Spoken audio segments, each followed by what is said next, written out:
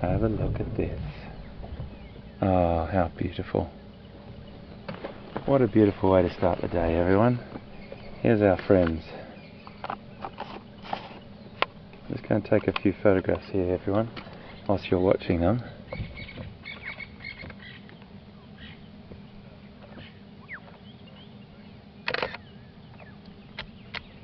Absolutely superb. Oh, look at them.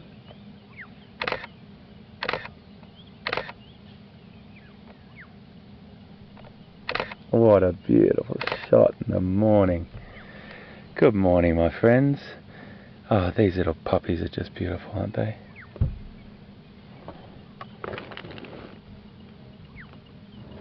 I just want to tell you, my friends, we are on the hunt.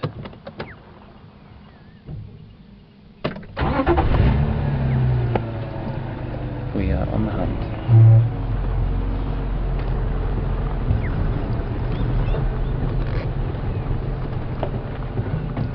Alpha male at the front there. Stay with these guys. That's okay with everyone. Oh, what a fantastic start to the day. Look at those little pups. But look up on top of the termite mound. Wow.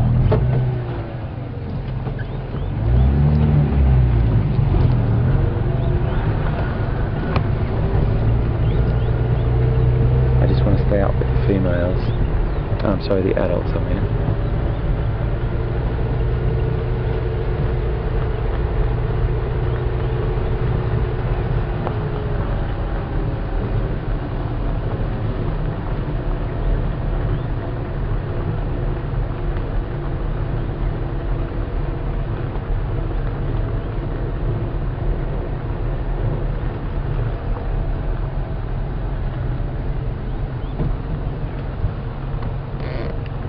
All Juma radios, all Juma radios. Just want to report wild dog just on near the Buffalo Shook Nature Reserve sign. 3 adults and the pups on the hunt.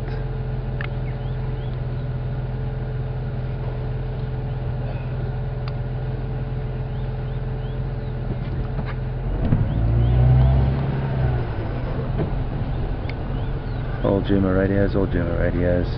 Just want to report wild dog on Juma Road opposite the Buffalo Shook Nature Reserve sign. 3 adults and 6 pups, over.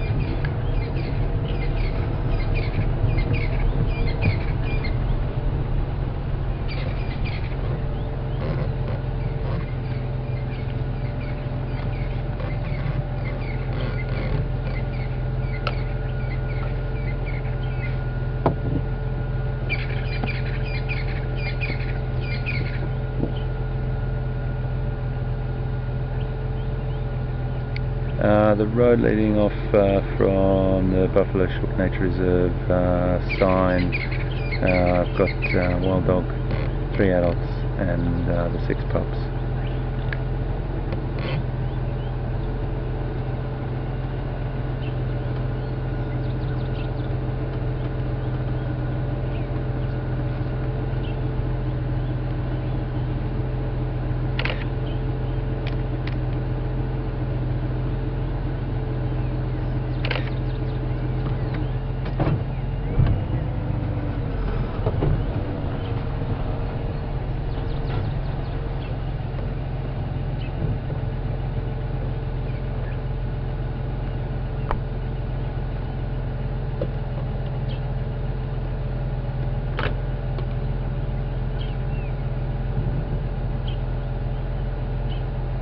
Folks, we're just going to stay with these pups because the adults are on the hunt and it's very difficult to follow them through this thick bush, so the adults will be called in, call in the pups or come and get them when they've had any success. So we're just going to stay here for a little second. Oh, this is going to be tricky. Okay, let me just go along this road here.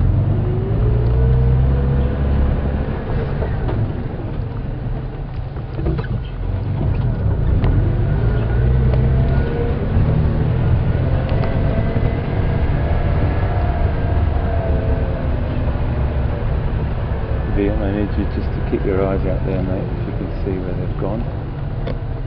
Very difficult to follow, folks. Here we go, they're up ahead of us here. Just going to try and figure out what roads are the best thing to possibly take for us here. There's the adults.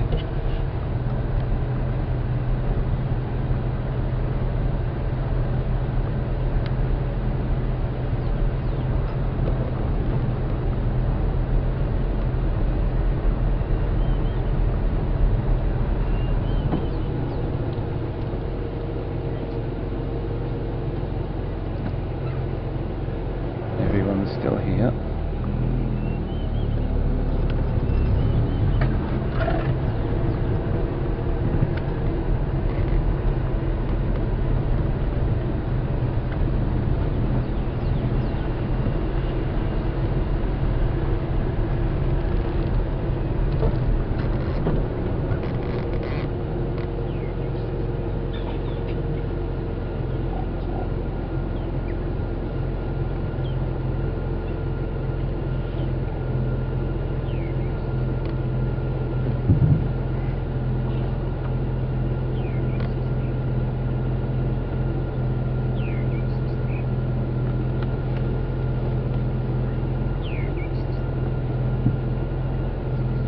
Yeah, WildEarth copy. I'm just opposite around Albury's Road. They're still on Albury's Road, just near parallel to the Gowrie Buffalo Shook cut line.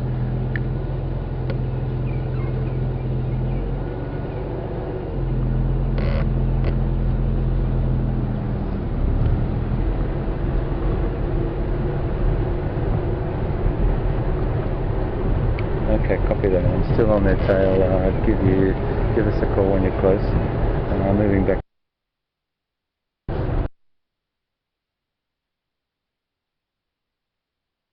They're definitely on the hunt. The female, the alpha is definitely on the hunt. You can smell them.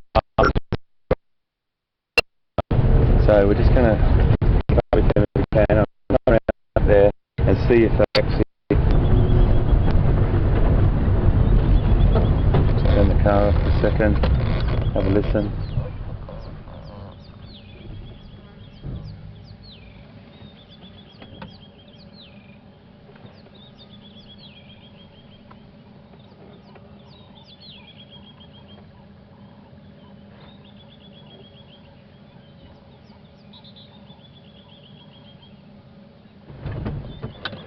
Just had a question from Vivian in Chicago. Thanks for your question, Vivian. Wild dogs seem to expend a lot of energy.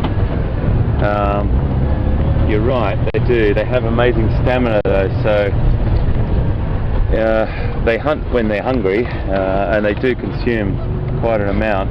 We saw them hunt the other night with that impala, and they potentially hunted yesterday, but they may have had the day just resting and digesting, and now they're definitely on the hunt again this morning.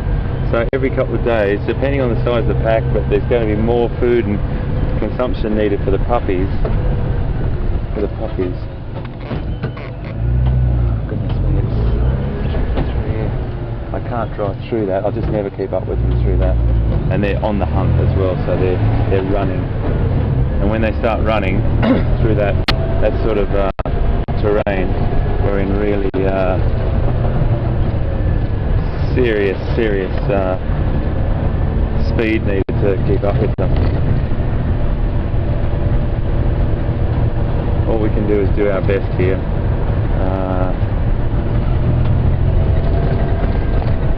Constantly looking for that tri-coloured coat flashing through the open woodland, and it's a great sight. It's a beautiful sight to see. I think we're going to turn around and head back, guys, and try and see if they were back in that area again. But sometimes what they do is they go in and then they come out. So they definitely haven't come this way. Just need you to hold on, everyone.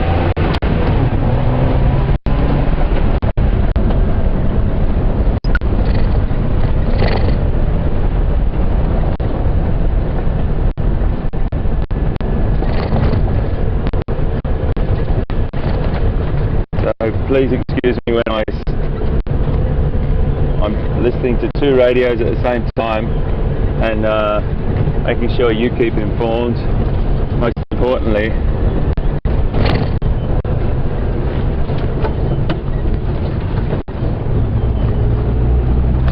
I can hear there's a couple of other vehicles. One of the other great guides is coming along.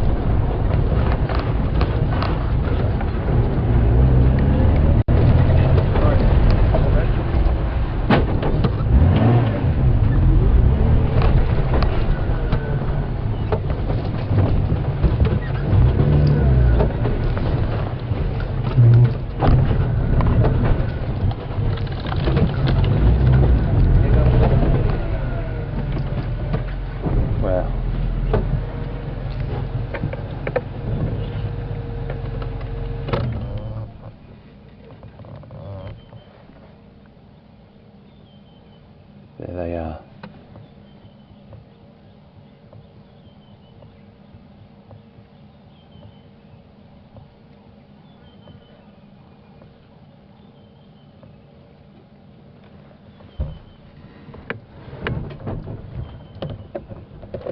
They're on the hunt. So a little bit better for us. Puppies are into it.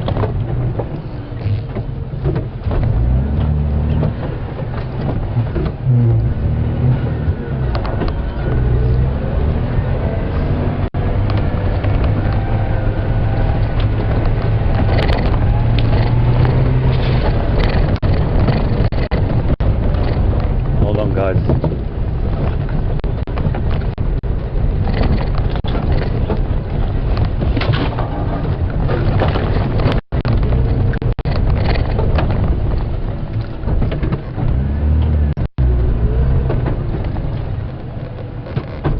I think I'm going to go around. Just moving too fast to go through this country.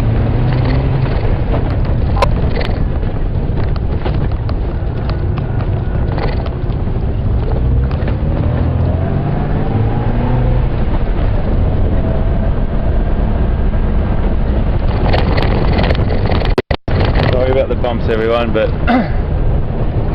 I've got to keep up with them, and the only way we're going to keep up with them, really bumpy, everyone, I'm so sorry.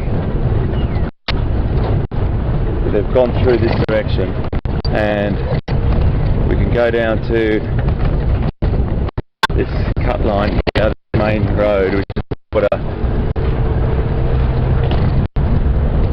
they're heading that direction, and it's the only way that we will keep up with them. These dogs travel at immense speed and their stamina.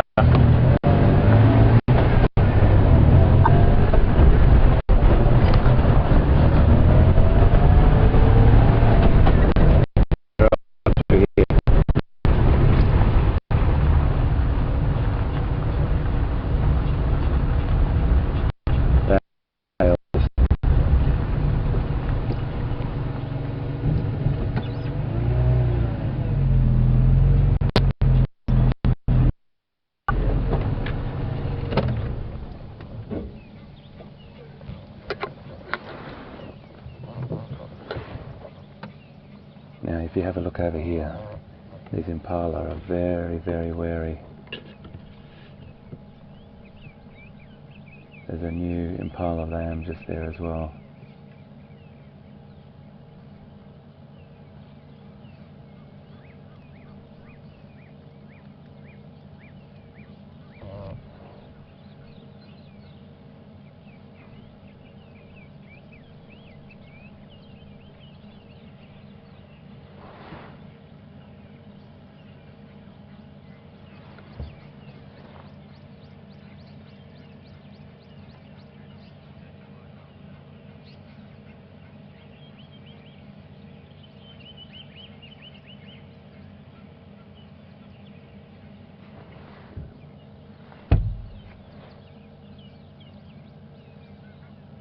Just sitting here watching for the second, folks, because these impala are definitely very wary.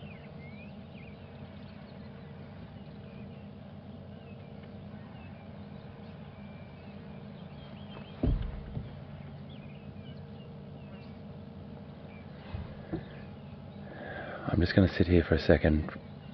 They're definitely in there somewhere.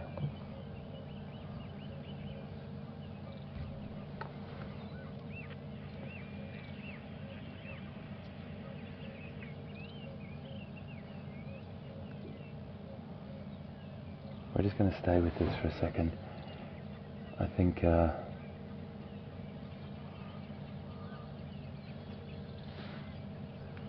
in front of us. Yeah, underneath that tree. okay, just watch this.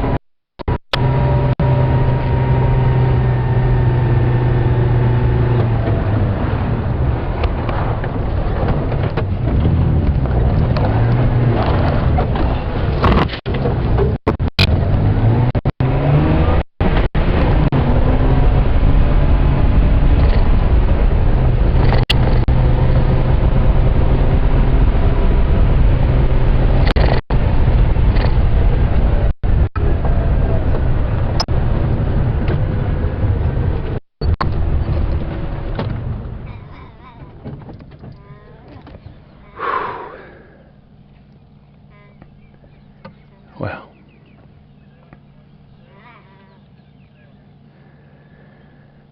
This is quite incredible, everyone. This is wild dogs like I've never seen before. They are just the most formidable hunters, and we just got it again. A wild dog kill.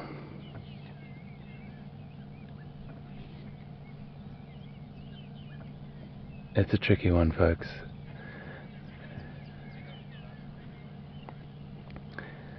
This is a impala lamb, and they're just starting excuse me, to lamb. They're dropping their lambs, and this is one of the second ones we've seen, and they do fill a huge part of the food chain for these predators. They're important parts of the cycle, and the wild dogs can pick them off quite easily, but he's got this and he's now looking around for the pups. They'll probably be coming in at any second. He might take it to the pups, I'm not sure, but they'll probably turn up at some point, or he might just polish this off himself and see how he goes, but he's looking around for them. He's definitely trying to look where they are, but he was at speed, and it's only a small meal, but it's enough to keep him going. He's looking for the rest of the pack, keeping an eye out. They've got fantastic senses of hearing and sense of smell. They can run up to 35 miles an hour, so that's why I was speeding all over the place to try and keep up. But we've made the right decision to stay on these roads. It was an incredible thing to see.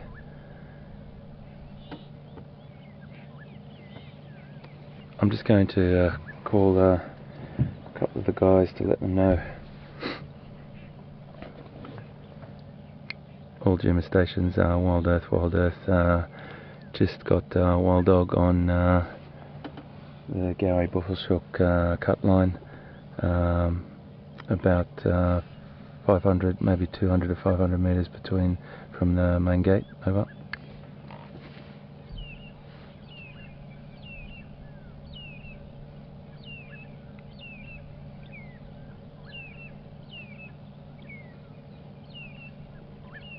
Now, there's an interesting thing that will happen when he gets back to the pups. If he consumes a lot of this meat, they will do this absolutely incredible begging, and also other females, and there's nearly a competition for begging, to the point where it'll make him disgorge some of the meat that he's eaten for them. And he's off again. This is the opportunistic behaviour. Look how good he looks. He is a beautiful, beautiful animal.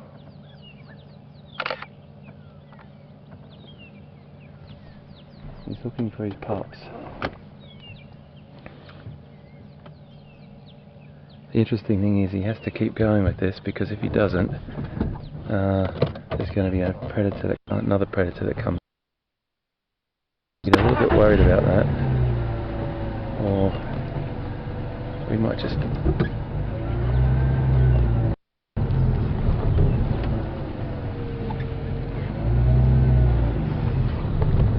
stay with him for a second.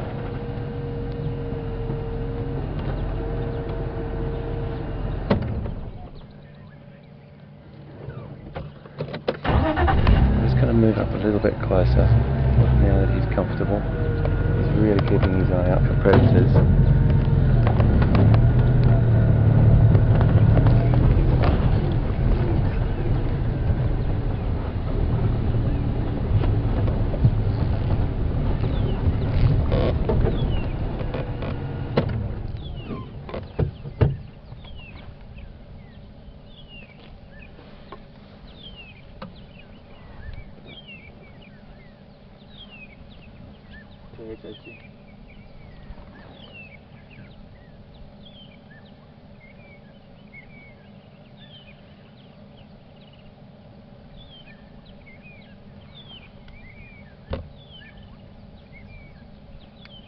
Yeah, I'm just on the Gowrie Buffelshoek cut line. The vehicle you might see as you drive along, it's about maybe 500 metres from main gate.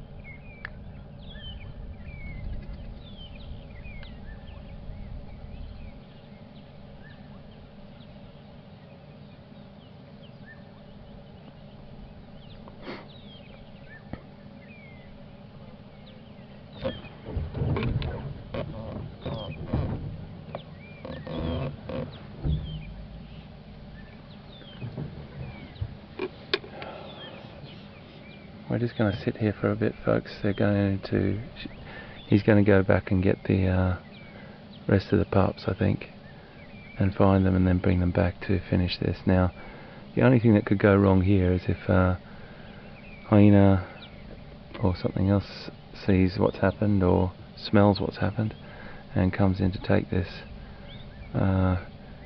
He's consumed as much as he can quickly, and then it's sort of that spot where he wants to bring the others back to finish, but he also has made a plentiful meal, and if it comes to it he'll disgorge. But I think he's going to bring the pups back and the other two females, so we'll just wait and sit with this. That was quite incredible.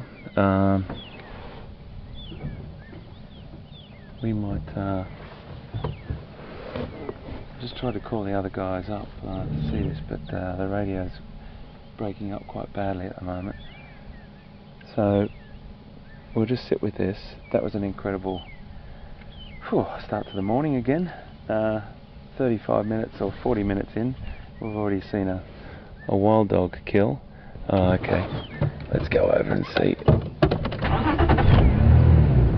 what's going on here.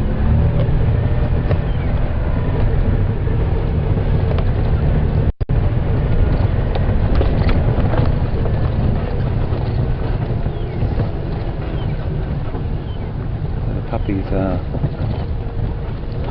all over here. Sort of caught between a rock and a hard place here. The pups are all over there having a meal, but then the adults are coming back. So I'm going to stick over with the because the pups are all going to come as well. Beautiful, absolutely beautiful.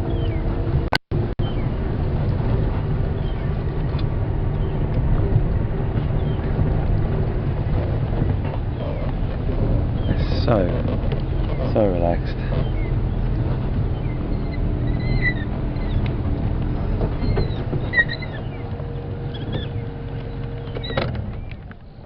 Now this submissive sort of begging, nearly getting underneath the other animal.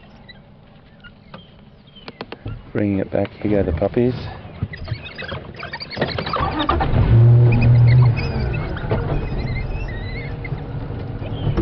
Let me just go around here for you.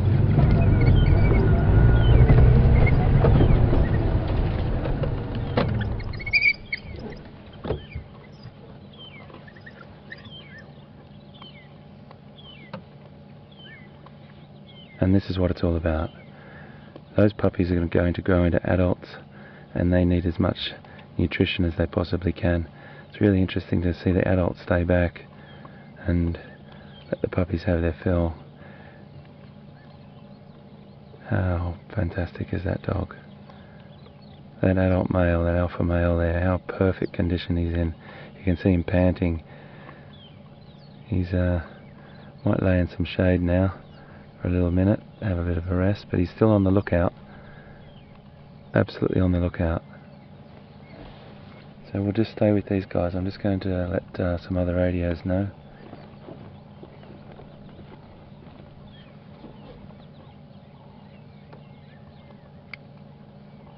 All stations. Wild Dog I'm still with about 500 meters from main gate. Just let me come back to you.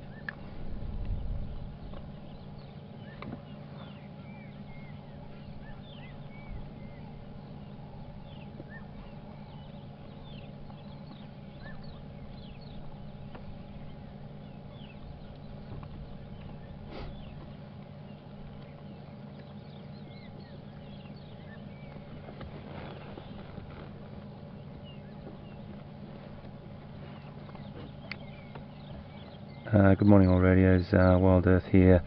We are about 500 metres down from the Gowrie gate on the Gowrie Buffalo Shook cut line on Sandy Patch Road, just with the wild dog pups and adults, just one vehicle. Anyone that would like to join us, please welcome.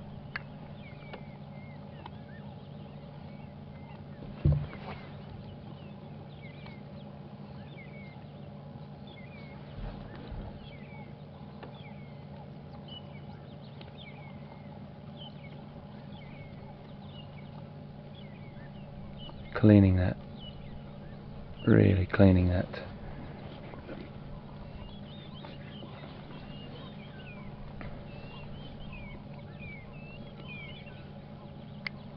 This is WildEarth, on Juma, about 500 metres down from the Gowrie main gate on the Gowrie Buffalo Shook cut line, just on the corner of Sandy Patch Road, with Wild Dog, one vehicle on site.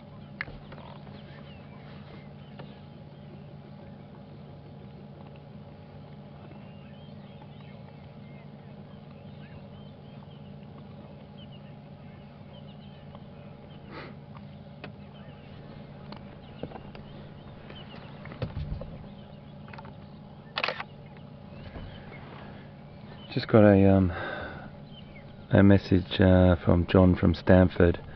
How long will it take the dogs to finish this? It'll only be a few minutes more. They'll eat as much as they can from this carcass, and then they'll move on. If you have a look at the other dogs over here, we've got 1, 2, 3, 4 adults lying down resting. They've just put some work in this morning.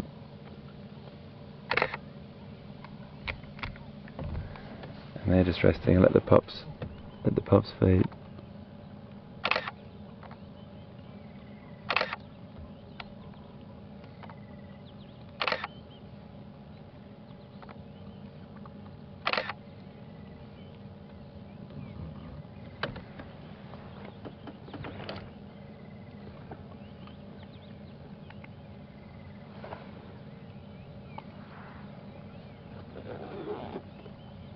Really working. And if you have a look at that, there's no competition there. There's no commotion. They're all getting into it, getting on. It's a really interesting thing with wild dog. There's a real peace and tranquility within the pack, and they don't squabble like lions do, or hyena. They definitely have a very, very relaxed strategy when it comes to feeding. Really making short work of that. And that food is incredibly important for the survival of these puppies.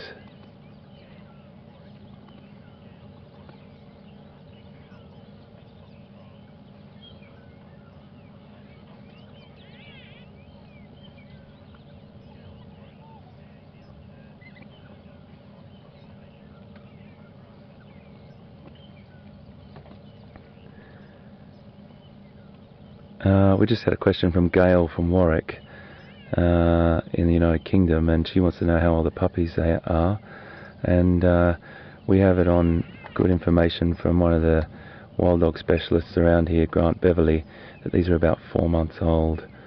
So just when I said there was no squabbling, that's a bit of play more than anything, and a little bit of squabbling about the last bits, I'm sure.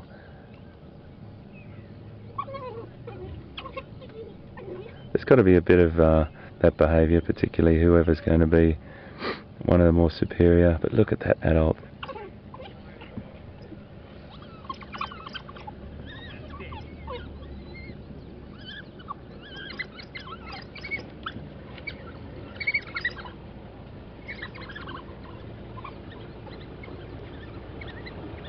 Morning, buddy. How are you, mate?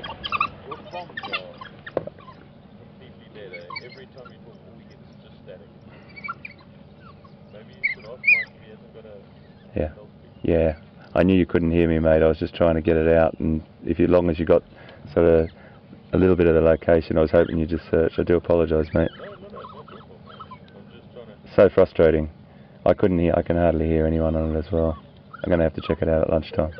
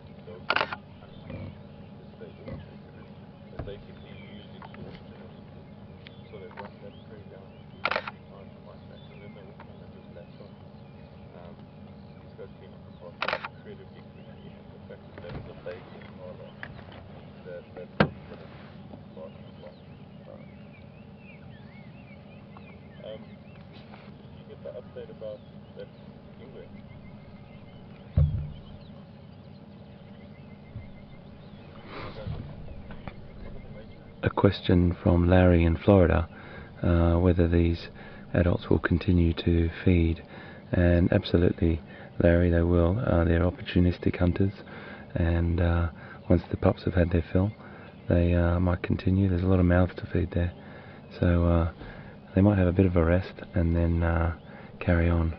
But that little lamb is only enough to feed the pups. Probably one of the adults.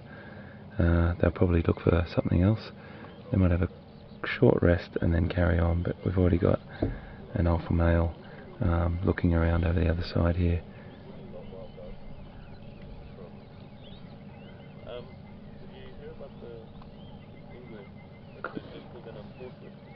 No, I didn't, mate. My track is this tracking track that'll also cross in the north.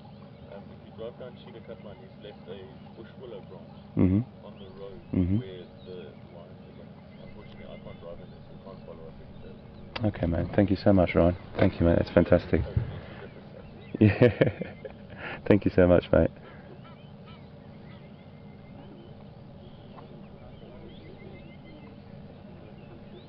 So healthy.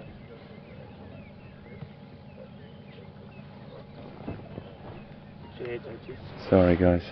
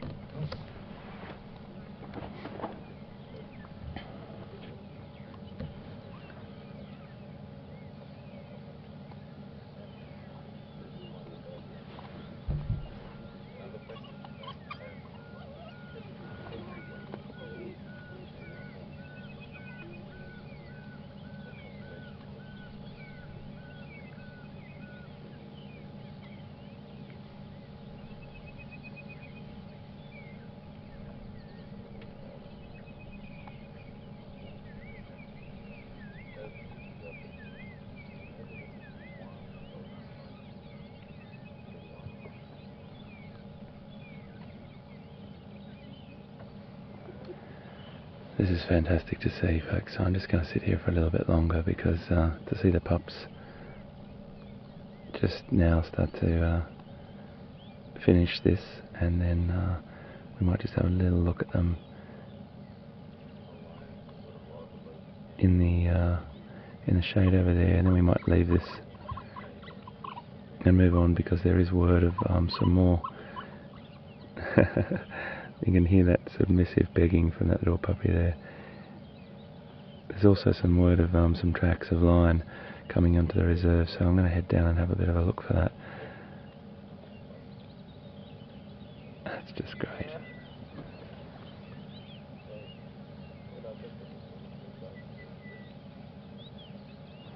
So we've just gone into the shade now because it's definitely heating up.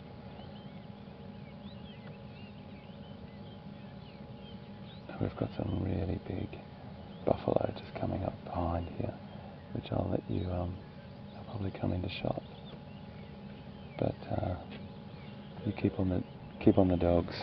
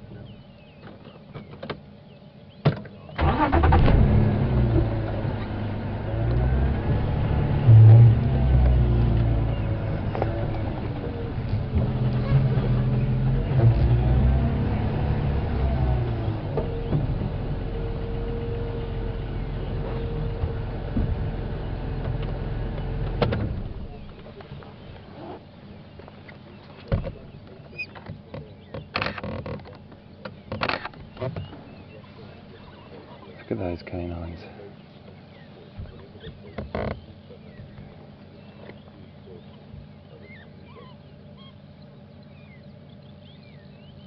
Interesting. There's a big a lot of buffalo males coming down here, but we'll see what happens. They're definitely not in any trouble from the wild dog, these big boys. But it'll be interesting to see what they do.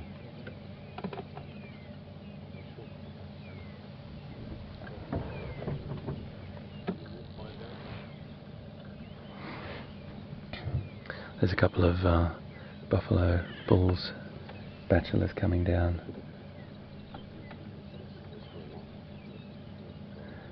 And here comes another. This is one of the other adults who's just been off to have a little bit of a look around. It's really lovely to see. So healthy, and they've really got a great hunting strategy. This buffalo now are chasing these wild dogs. This is lovely.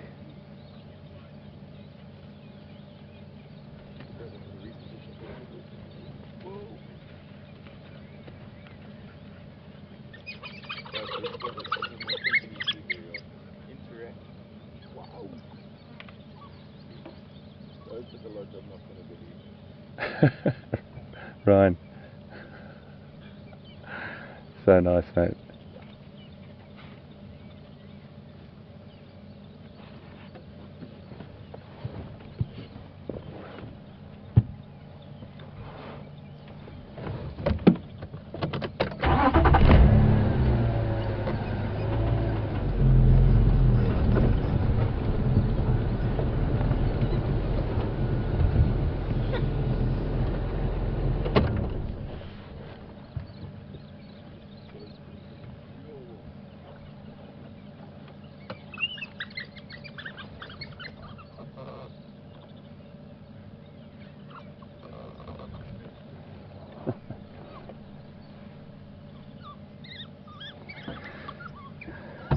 They're just tacticians, they really are.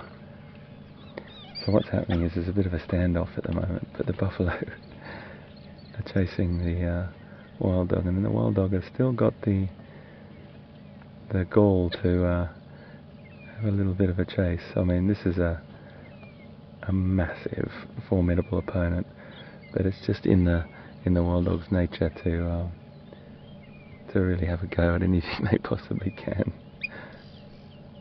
And look, they've just sat down 10 metres away from the buffalo, completely relaxed,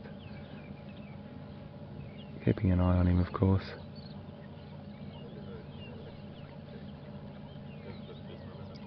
But 4 dogs like this would never take on a buffalo like that. There's a lot of there's about 4 other male bachelor buffalo coming down. Very, very chilled, just keeping an eye on the wild dog. It's just that natural predator-prey thing. Have a look at, there's so much going on, folks. I really, we could sit on the pups and watch what's going on with the pups. One of the pups is chasing a bird at the moment. We've got the buffalo over here with the adults. So I'm just going to talk you through what's going on that you can't see. And just know that there's this we're sitting with a fantastic pack of wild dogs, 6 puppies and 4 adults that have just had a successful hunt.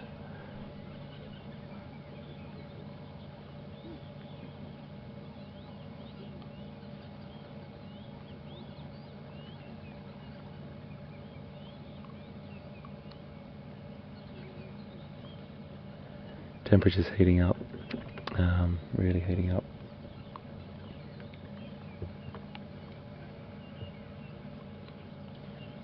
Just a little bit of a standoff at the moment, but no one's really that phased. I think the wild dog have just got it in their makeup to chase anything they possibly can and look for the opportunity.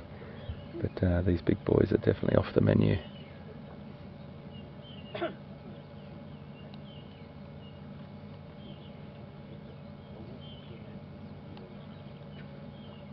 I just have to comment again on the condition of these animals. The condition of these wild dogs are absolutely magnificent. All the pups have got full bellies. The adults are in really fit, perfect condition, and that just means that there's a great supply of food here for them.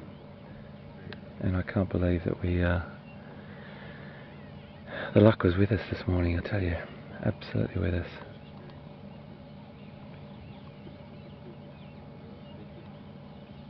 It's hard not to fall in love with these incredible dogs. They're just magnificent. One of the things I love is these individual markings on every single puppy, every single dog for that matter. It does look like someone's painted them, and that is another name that they have in Africa is painted dog, or African wild dog. But those individual markings, it's a great way for scientists to differentiate between individuals. And I really like this little one with his back to us feeding with that really long white tail. There's another one that's got a stripes on his tail like a lemur, just that walked into shot there.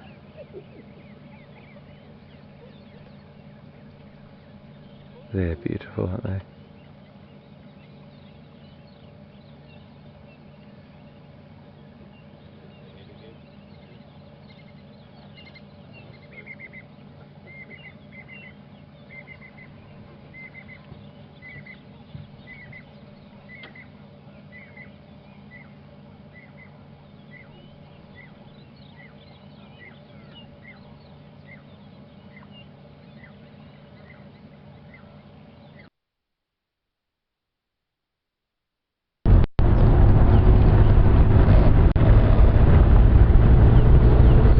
I think we had a bit of a drop out there, folks. I do apologise.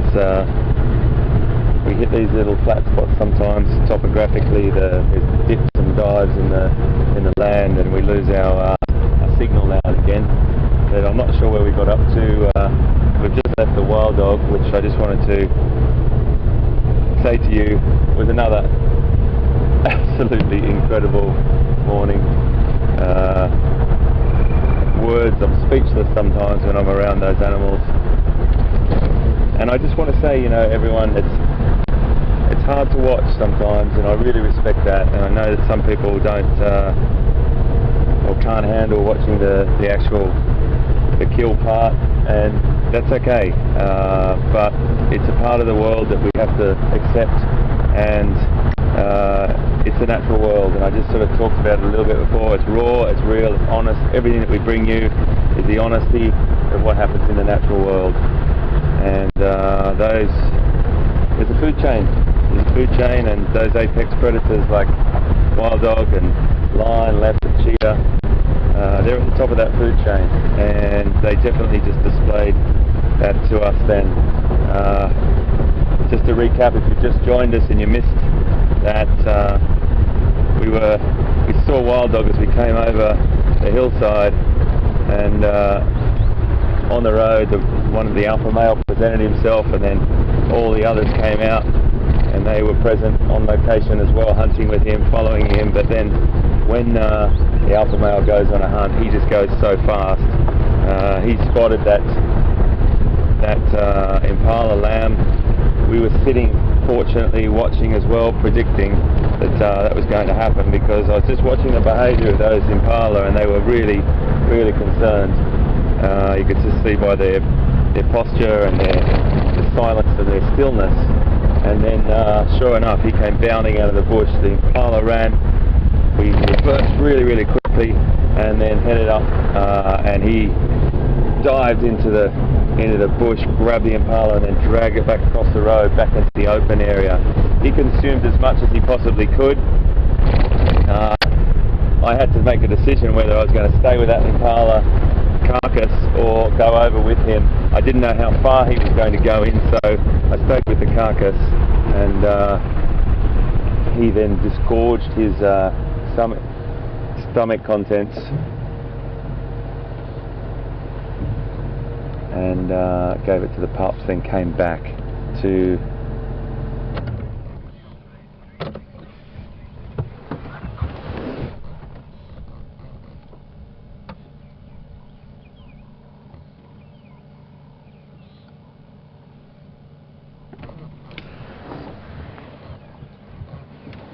So we've just stopped here with these two elephant bulls, and this is a beautiful, beautiful bull.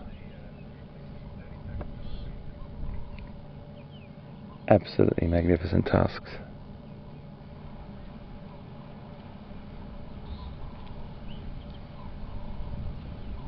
Gosh, they're beautiful tusks, aren't they?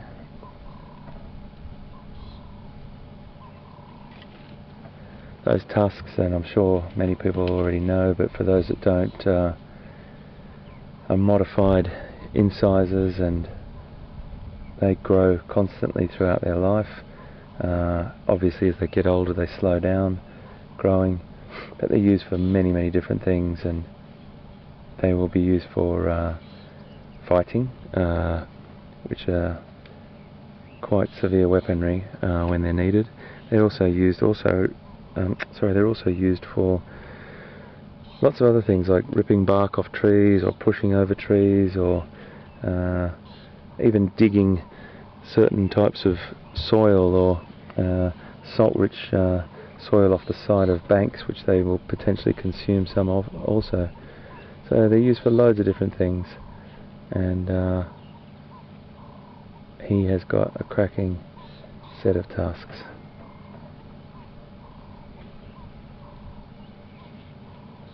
So we're completely fine sitting where we are. We're probably about 30 feet from this elephant, and he's completely relaxed with us, flapping those massive ears to regulate his body temperature on the backs of those ears.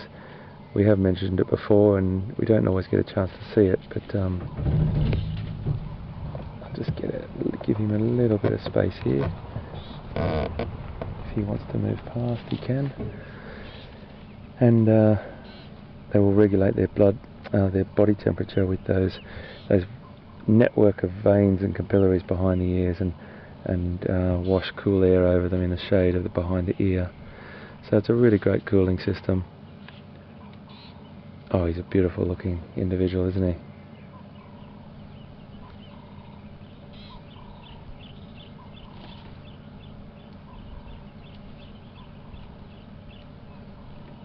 Yeah, that's definitely the sharp end.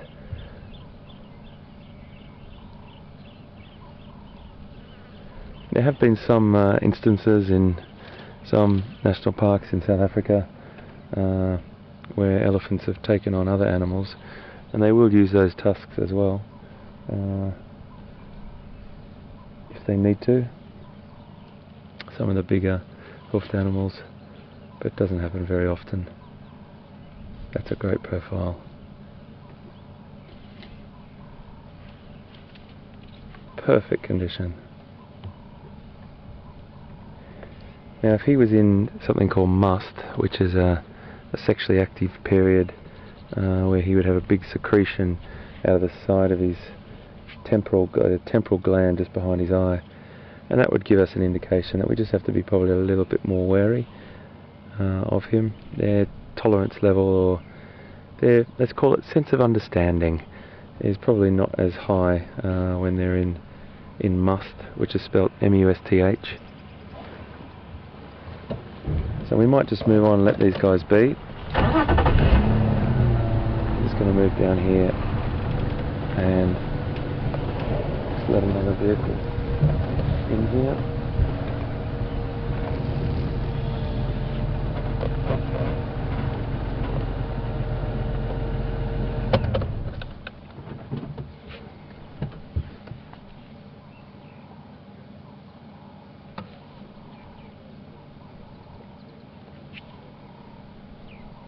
The two males, they'll be trailing the herd potentially at the right time when a female is in season or in estrus.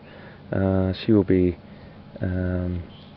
able to be tracked by a male through scent, and they will sort of tail the end of the herd. They'll just stay back, stay their distance, and then when the time's right, he will head on into the herd and do what male elephants do well.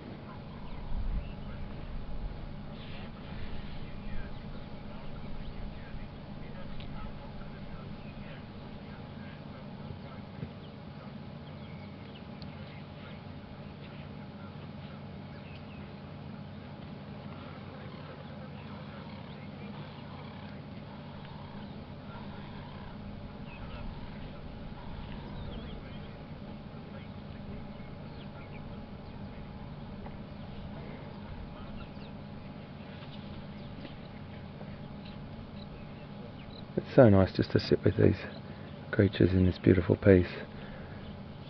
And this is what wildlife viewing is all about, everyone. It's being in the presence of these incredible creatures and not changing their behaviour at all, just having the privilege to be around them.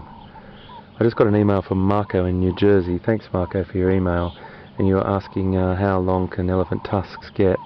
Well, it's not uncommon to get 5 to 6 feet in length, but the key factor of elephant tusk is measuring them in weight, and they over 100 pounds is a good tusker.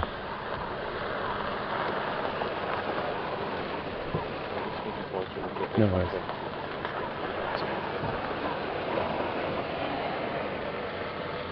Just had one of the vehicles, a fantastic guide, Ryan from Arethusa, has just sneaked past us very politely, just rolled down the hill, and that's what it's all about. I was trying to call the guys this morning, but unfortunately I was in an area where the signal was really bad and they couldn't hear me, so it was quite frustrating for me to get people in on that wild dog hunt that we saw. But fortunately Ryan picked up a little bit of what I was saying and sort of put two and two together, and then saw our vehicle. But it was really frustrating, so I apologise to everyone if there was a bit of radio talk going on. But back to your tusk question, Marco.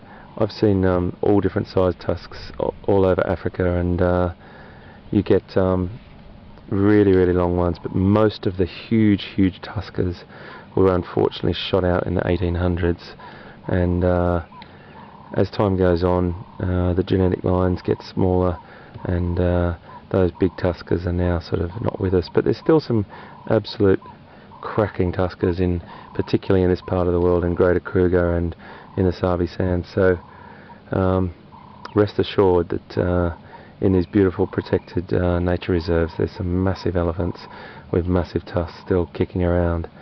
So just for your answer again, over 5 to 6 feet is not uncommon.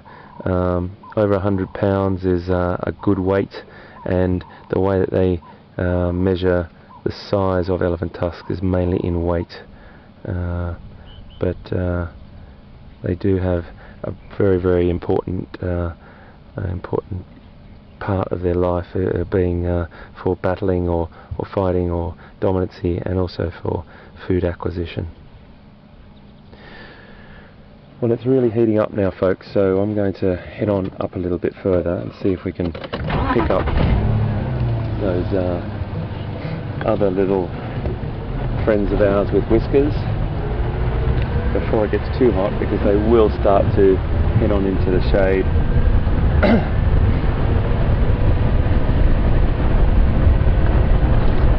We're dropping down into a little dip here, so we might lose you folks, so please stick with us.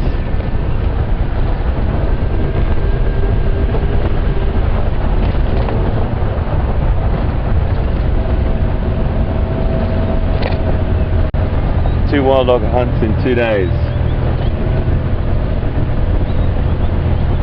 I waited 10 years before I saw my first wild dog hunt,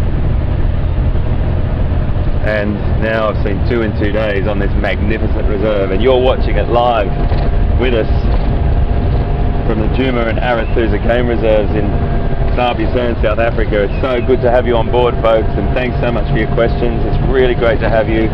I can't tell you how exciting this is for Peter and I to be able to do this. Pete's done it for many years, and for my first time broadcasting live to you from on safari, I am absolutely hooked. The most fantastic thing I've ever done.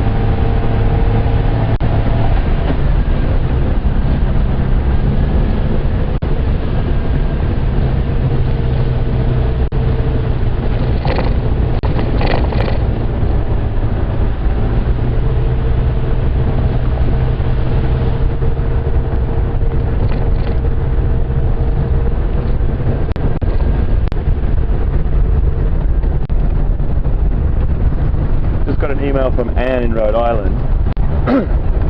Excuse me. Hi Anne, thanks so much for your question. You wanted to know how many pads an elephant has under its foot. Well, actually, Anne, it's just got one big fatty pad. Elephants walk on their toes, and those toenails that come out the ends of those toes, basically, they have 4 toes on the front and 3 on the back. We get another chance to see an elephant, which we will. We'll concentrate a little bit more on that for you and show you some images, some pictures or the front foot versus the back foot. The front foot is quite a round shape, and the back foot is an oval shape. The back foot having less weight to carry. Most of the weight is in the front end of the elephant. Big shoulders, massive head, massive skull, massive brain, and those huge tusks as well. A lot more weight in the front end, and those pads, as you see the foot down, you see expand. So there's 4 toes on the front, 3 back end, and an oval shape at the back, and a round shape at the front, all supported by one big fatty pad. There's a very intricate network of cracks on the bottom of an elephant's foot, which are a bit like a fingerprint, and when you're tracking elephant, if you're in really soft sand and you're with a great tracker, they can normally figure out which elephant you're actually tracking just by the cracks in those feet.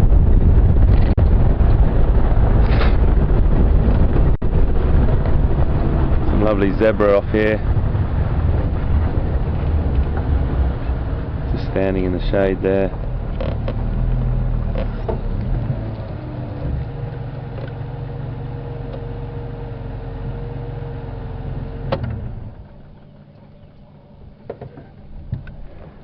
He's got a big scar on his rump on the other side. He just turned around, but he's just turned around for the camera for us.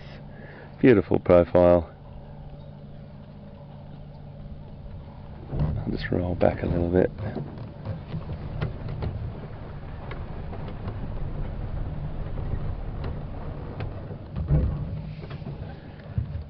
Gosh, they're a beautiful creature, aren't they? that is one of nature's finest designs. No other animal really in the hoofed animals of Africa have got such an incredible design as they have.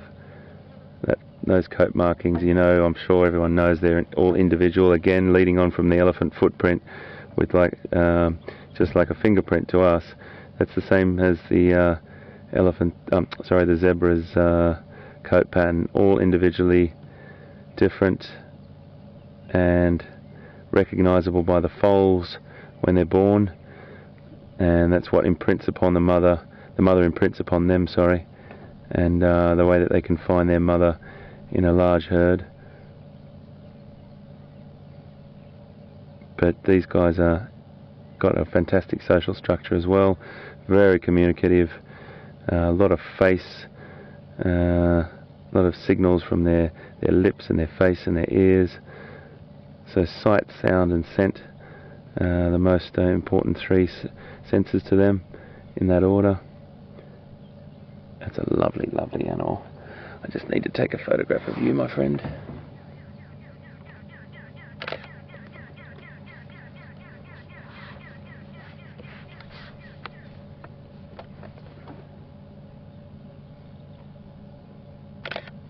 Beautiful light. One more for me, my friend.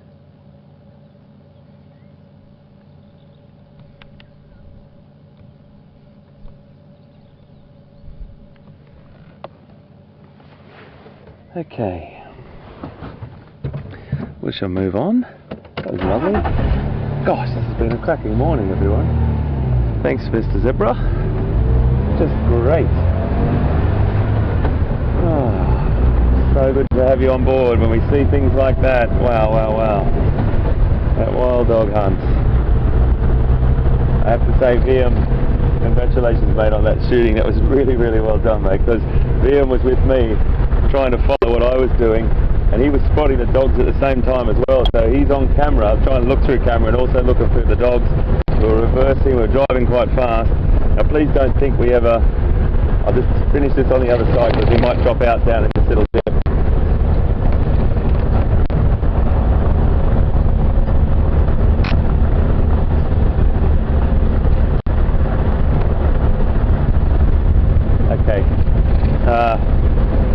We were driving a little bit faster than we'd normally drive. I had very, very clear vision. I always want you to know that I'd never ever put an animal's life in danger by driving fast at that time. We had great vision on either side of us, so I had a good field of view, and I just had to get into the right position with those dogs. Very, very tricky. You can make a decision to go through the bush. But when Pete and I saw the dogs the other day, we came across the pups and one of the females. Now they were just sort of sniffing around and just on the move. The other two animals that we found on the dam wall, they weren't with that pack then. They were off hunting. The ones that we were with were just all sort of messing about, a bit of a look around, seeing what opportunities were there, and that's when we came across that wild dog that was digging, looking for that porcupine. So in a nutshell, what I'm trying to say is we sat with those dogs and we could drive through that sort of terrain quite easily because they were just walking. This morning was a very, very different situation. As soon as I saw those dogs, I knew that they were hunting. The adult male, the alpha male, he was in a really sort of serious stride, and I knew that it was going to be quite intense, so we had to make a decision whether we stuck to the road or follow them through the bush. Very difficult to follow wild dogs through the bush. You just cannot do it if they're sprinting, and you won't see anything. So luck was upon us this morning, and maybe if we made a different turn we wouldn't have seen that. So sometimes nature delivers exactly in front of your very eyes. I love it. I just love it. I'm going to stop in the shade here, folks. I just have to turn something off for a second, if you bear with me for a second.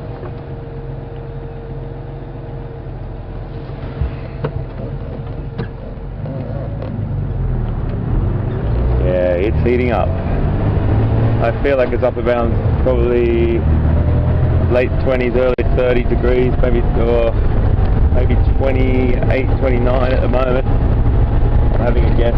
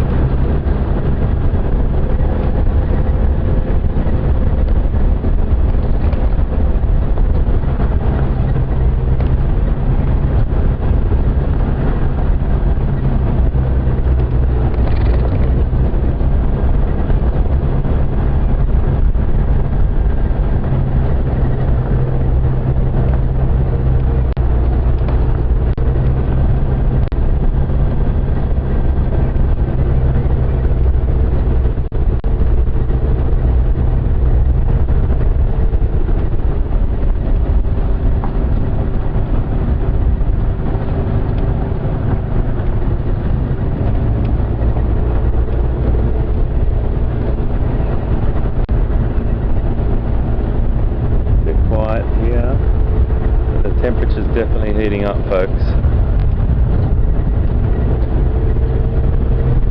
I'm just going to head up to this next boundary. I'm driving quite slow because just looking out as well, but there has been word of line through here this morning, and I'm just going to just take it easy through here and just see what we can see.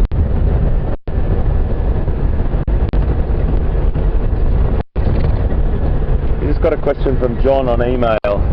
Good question, John. Thank you very much about zebra's coat pattern and zebra skin. John's asking, said he heard that zebras have got black skin underneath their hair, and then black and white stripes. The skin is quite dark, John, black on a zebra, and the white stripes is a lack of pigmentation in that skin. Gives them a genetic sort of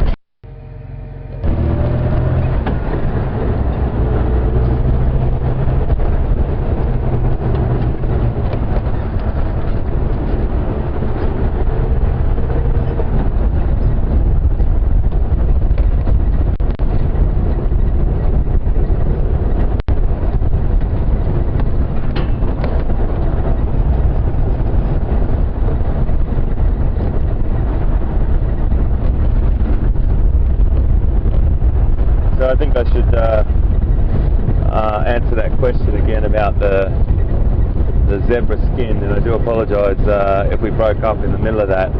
I think it was John on email asked about the zebra skin, whether it was black underneath, and that's what gave the zebra its stripes. It's definitely dark, the skin's very, very dark, but it's the lack of pigment in certain areas of the skin that gives the whiteness to it. And there's a few different theories on why the zebras do have stripes, and I sort of talked about that one. I think you got most of it about the breaking up of shape in a frenzy of activity if they were being hunted by a lion or another predator. And the other reason, I do have to say, people think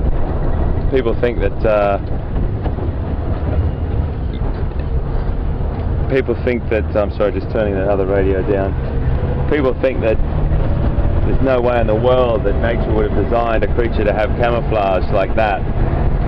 I have to tell you, when they're in this scrubby sort of open woodland area, it's very, very hard to see zebra when they just walk in, even about 100 feet or about 30-40 meters. They will be very difficult to see, and I think that is a good camouflage. I do think that zebras definitely use that zebra pattern is a great camouflage in certain areas. Obviously, on the open plains of Africa, it's not. But in this woodland area, when they're through this open woodland, I definitely believe that it is a good camouflage. I say the same thing about giraffe. People used to say, "Oh, how could the giraffe? How could that be camouflaged? You've got an animal that gets up to 6 meters or up to 19, 20 feet sometimes. I've seen one in a zoo that was 20 feet on height as well, but generally they're around 18 feet. But people say, oh, how could that be camouflaged? How can you hide an animal like that? I tell you now, if you go and look for giraffe, if they're down feeding and they've got their heads sort of dropped down to a level just below the tree line, they're very difficult to see. And that broken up shape, that sort of pentagonal shape of the giraffe's markings, definitely becomes a very, very difficult thing to focus on in this sort of scrubby open woodland area. And again, on the open plains or around a big... I'm just going to pull up in the shade here and double check on my map to see which is the best one to go down. I'm trying to get up to a particular location. So bear with me for a second. Just see where we are.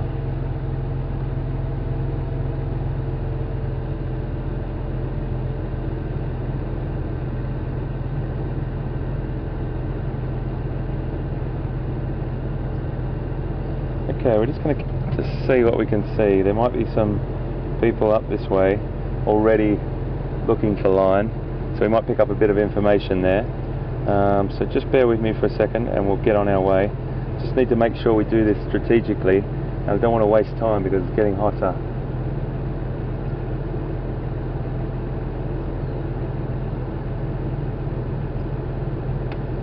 Okay.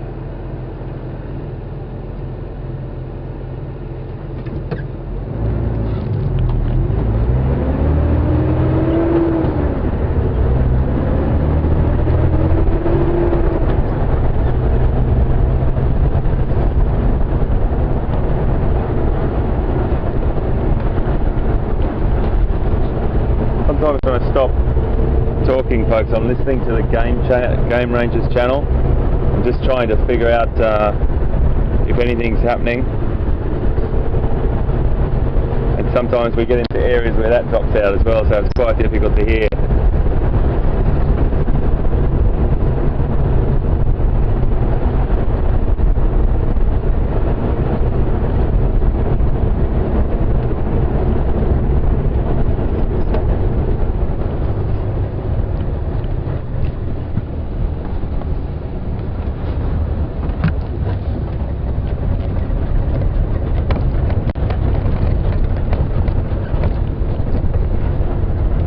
Looking to see if there's any lion tracks that have come across this road.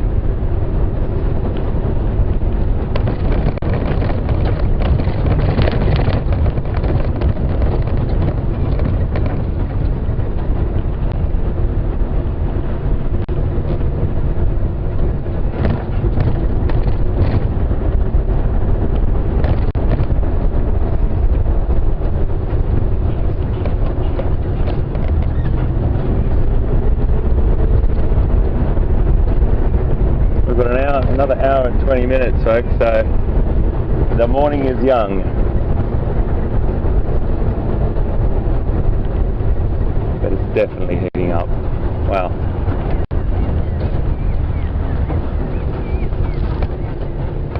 One of the great things about having a little bit of rain is all the tracks that are on the roads now, including the car tracks, who you can follow and see who's been here. All those tracks are fresh. When I say fresh, they would have happened between late last night to this morning. So you know that animals are going to be in a particular area if you see those tracks, because the old tracks have been obliterated by the raindrops, and you know that they're older. We were here when the rain happened, started last night. Just as we said goodbye to you last night, we had a bit of rain.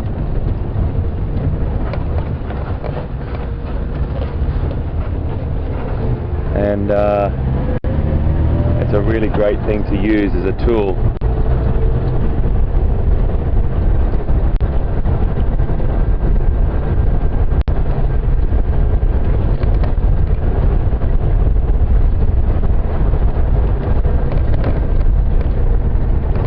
I'm just driving slowly through here.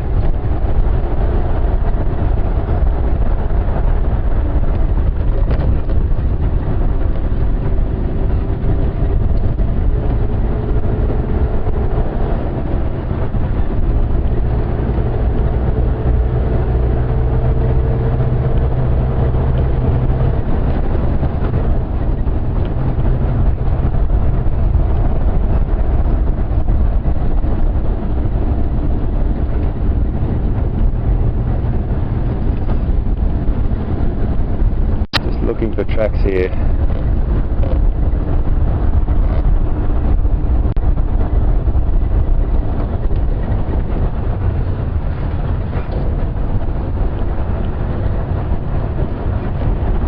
Just got a message from I think it was Lucinda or Lucia. I do apologise, my radio's breaking up at the moment, but thank you very much for your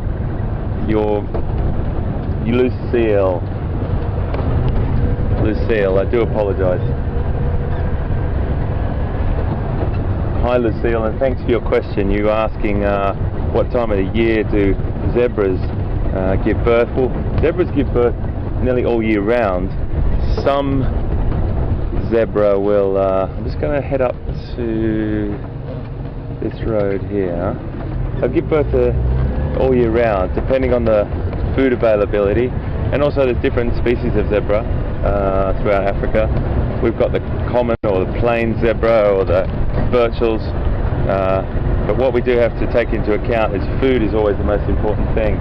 So where there's abundant food supply, they'll breed all year round. Up in East Africa you'll start to see a migrational change or a migrational route with the wildebeest, which I'm sure most people have heard of, the zebra and wildebeest migration. And that will work with the rains, and they will give birth just before the rainy season comes or summer comes. Just going to keep an eye out down here, everyone. And the other thing that zebras do, they give birth and they shield their foal from the rest of the herd for about 3 days, and what that does is it imprints the stripe pattern on the youngster, on that foal, so he can recognise, or she can recognise their mum and make sure that they don't get lost in the herd. So they sort of keep them on the outskirts of the herd, shield them from the herd, so they're imprinting that stripe pattern and recognising their mum. That could be to their detriment as well, because that's the edge of the herd is always a dangerous place to be, particularly for predators. Cheetah would definitely take young zebra, and so will all the other predators. But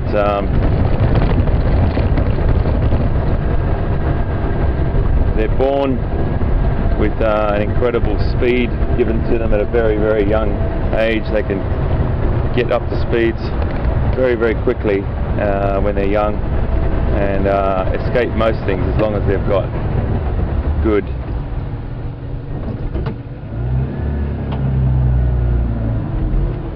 Can you see that beautiful creature going across the road there?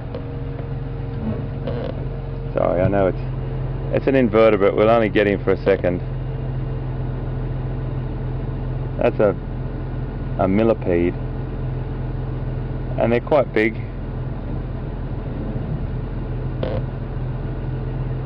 Beautiful, beautiful big millipede that is an invertebrate, of course. Plays a huge role here with eating decaying. He's just had a bit of a... You might be able to see him there. I don't think you can. Is it too low there for you, Liam?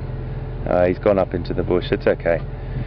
If we get a closer one, I'll stop and pick him up for you. I just want to keep going at the moment. But lovely little... Well, they're thick as your sort of ring finger. Get up to about so long, and they lay hundreds of little pearl-shaped eggs.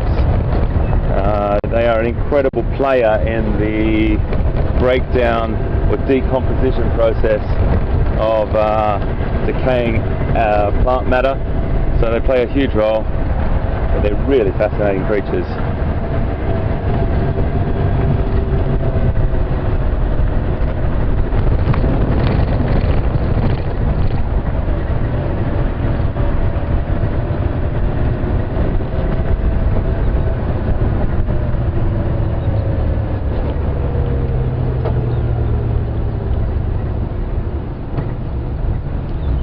Morning guys, how are you? How are you? Very well, mate. Nice to see you. Yeah, good to see you. Nice to meet you. Yeah. Good. We had just a nice encounter with Wild Dog up on the Gowrie We've got the Gonzo coming from this side up here. Okay. We had some on the our property as well, but they crossed into the Kruger. Okay. Yeah. Okay, fantastic. You had a good morning? Yeah, no, fantastic. It's going to be a hot one, hey? Yeah. Good to see you, mate. Ready to go Yeah. on a bushwalk now, so. Nice one. Get the sunscreen on, folks. Yeah. Okay, have a fantastic day, Enjoy, everyone. eh? Thanks, Dave. Nice to see you. Cheerio.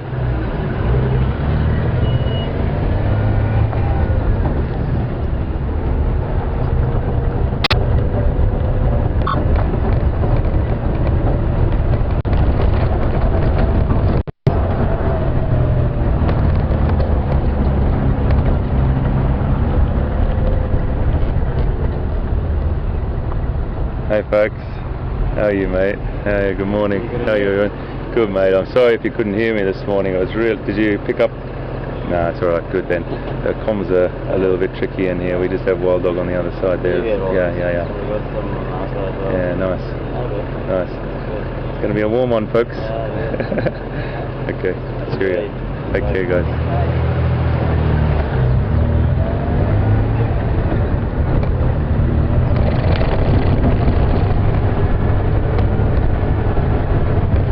Go and have a look in Twin Dams. It's hot, and I think if we start to have a look at the water holes just for a bit, we cut back in here on Juma now and have a little bit of a look-see around the water points. You might see some animals coming down to drink.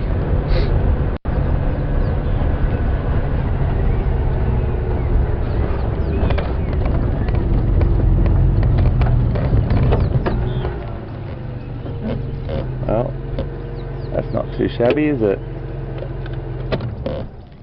Some beautiful buffalo again.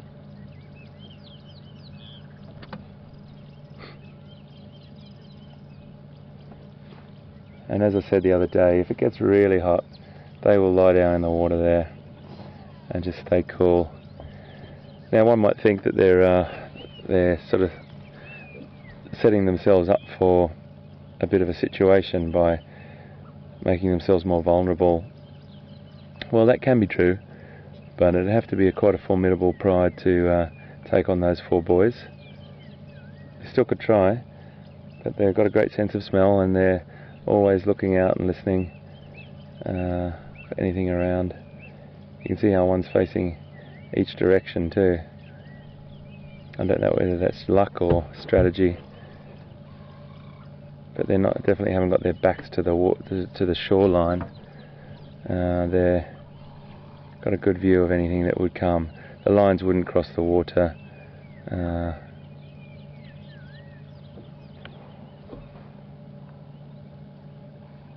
Really nice.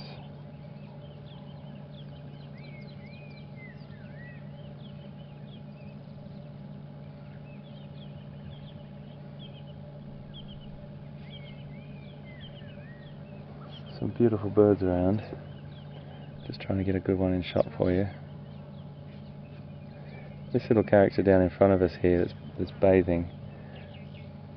Hope he stays there before he's having a little bath just down in front of the vehicle. That's the Cape Turtle Dove.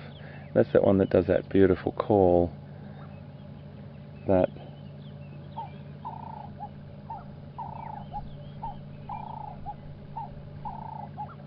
the call.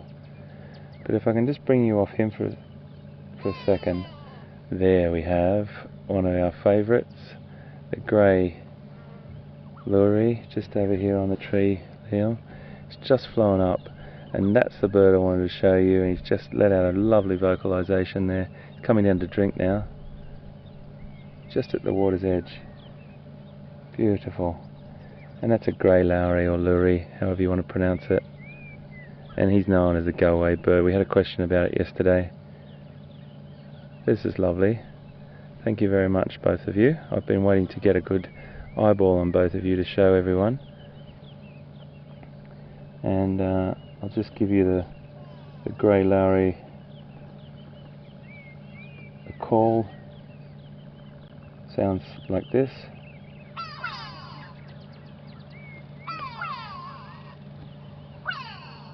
And that's just on that little app that I've got.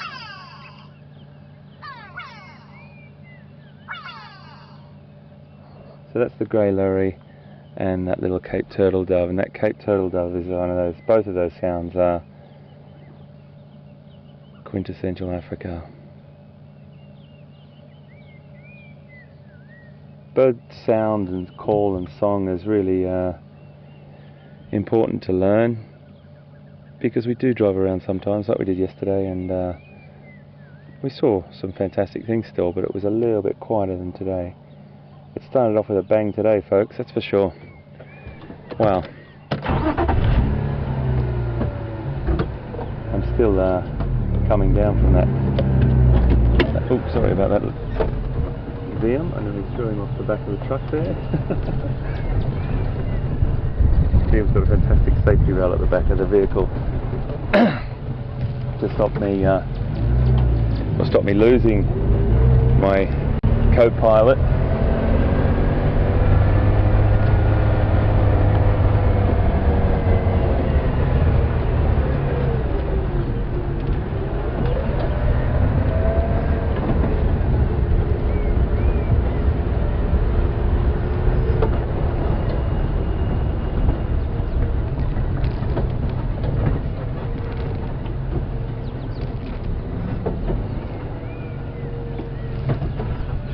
Show you something, if I may.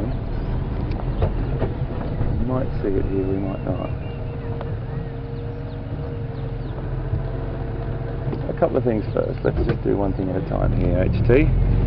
Starting to get behind in front of yourself. Up in the tree here, we've got about 6 grey lories at the moment, all sitting there perched in the tree, so that's a good opportunity to have a good look at them again. Fantastic bird, common resident, but still a great bird to hook into and have a good look.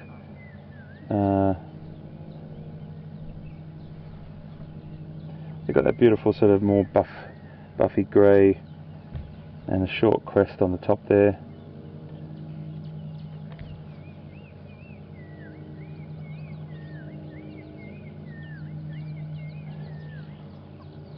They're really conspicuous birds. Like, even though we couldn't find one for you to show the other day, they're quite conspicuous. They sort of always present themselves throughout the bush, and that call is also very, very obvious when you hear that, what bird it is. The other question I just had, I just have to remember the lady's name. I think it was Joan from Pittsburgh. I just want to find out. I'll just give Control a call. Control, who was the last question from, please?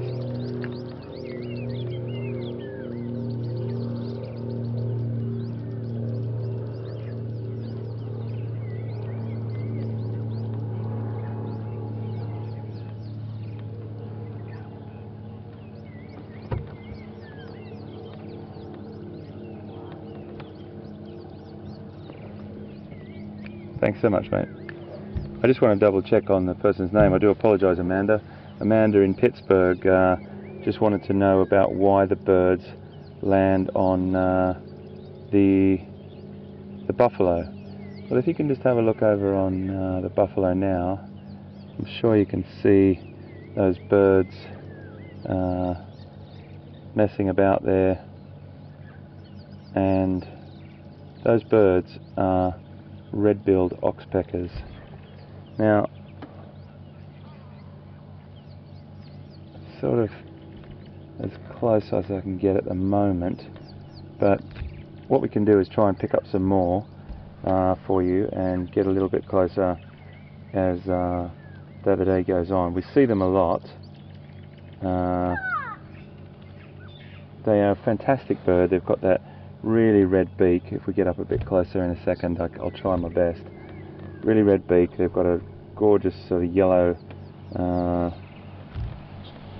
ring around their eye, and they are slightly smaller than their cousin, the yellow-billed oxpecker, and they've got a fantastic sort of chirr, or sort of short high-pitched zip note, which is a bit of a alarm call as well for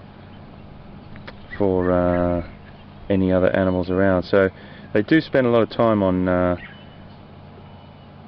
big, large ungulates or large herbivores, removing ticks, and they will be removing parasites from these buffalo as we speak.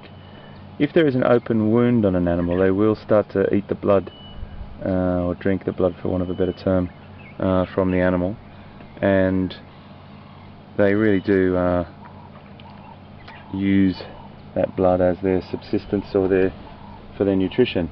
So the ticks and all the other parasites, the blood-sucking parasites, they will eat, and that's basically how they survive.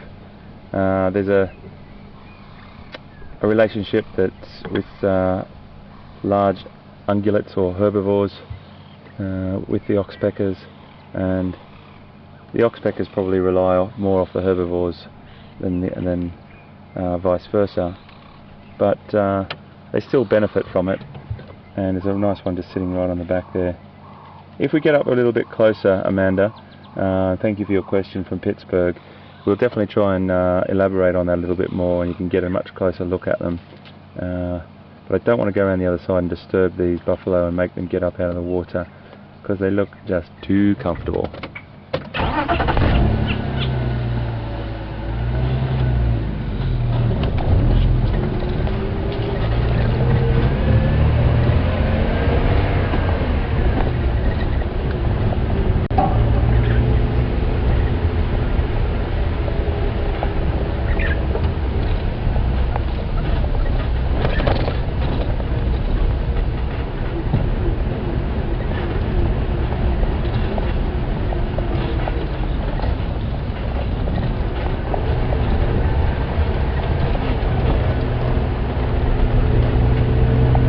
Okay, so we're going to just go back into some territory here where some of the leopards hang out. There's been a few sort of hunts over the last few days, so some of the younger leopards probably want an easier meal, and they may go to the scent of that if they're traversing a particular home range or territory, their territory. So we'll just see what happens there, but you never know, just driving along the roads at the right time, we might be lucky. It is definitely warming up. Definitely warming up. So we'll start frequenting some of the water holes. I want to go up and have a look at Treetops Dam as well. So we'll try and do that.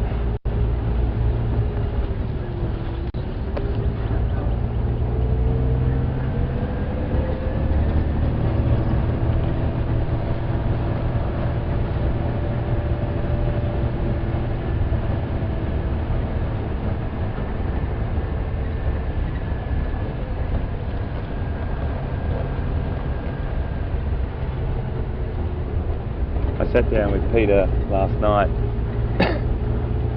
excuse me, and he's fantastic at sharing his identification tricks about the leopard with me, and really showing me what the little markings are that he picks up when he sees leopard. And I'm hoping I'm getting a better handle on particularly the three leopard that I've seen, Mvula, Parula and Quarantine.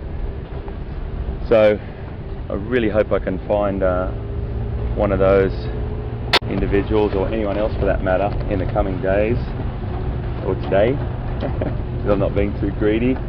I do have a bit of leopard withdrawal at the moment. I'll have to share that with you. I have to be completely honest, and I need to fix my appetite on that. But Pete's been fantastic. He's so great to work with, and shares so much knowledge about this area for me that he's been in for many, many years and come back and forth from. He's a superb guy, super fella to be around, just great. Always shares knowledge, and always just a friendly, fantastic fella. And I feel like I've got a new mate, which is a great feeling.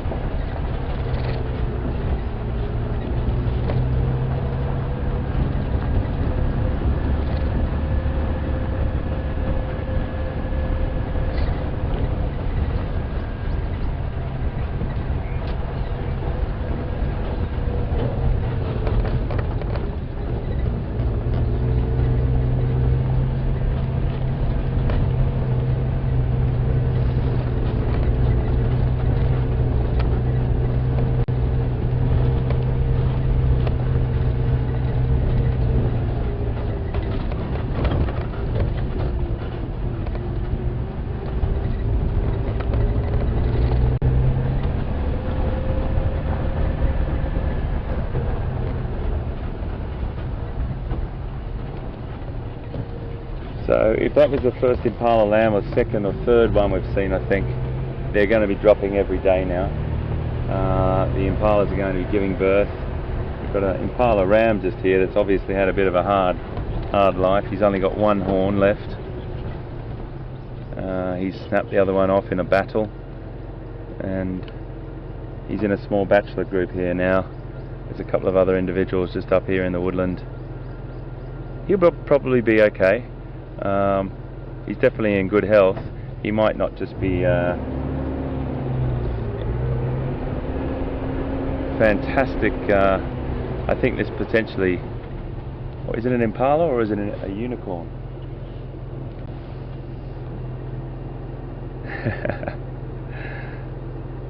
Yeah, he'll be fine.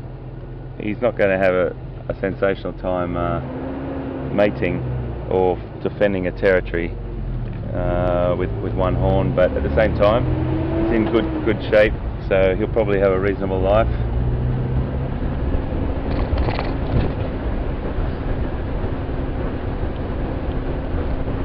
Hanging out with the boys in a bachelor herd, talking nonsense.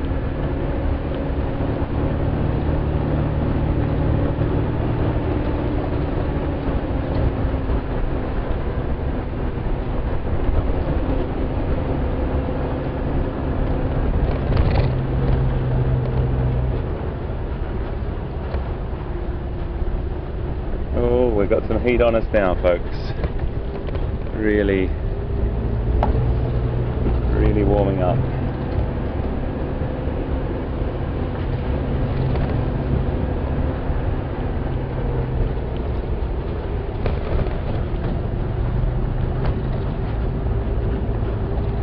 That has just made my week. Start to the week to see those wild dogs again.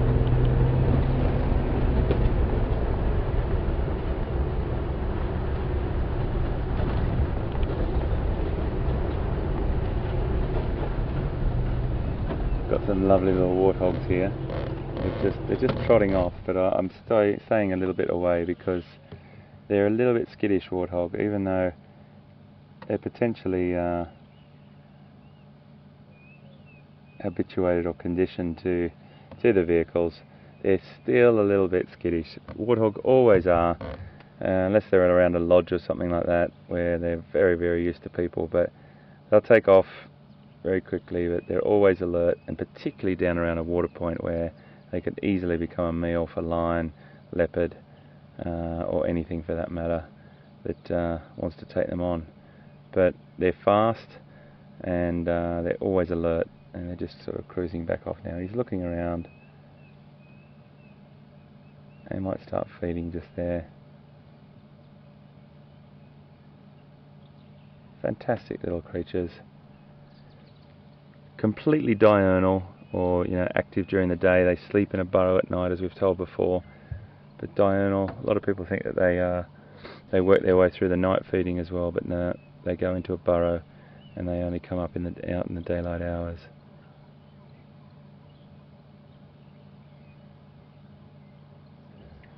Okay. We'll just sit up on the wall for a second and see if there's anything else just around this corner that I can't see.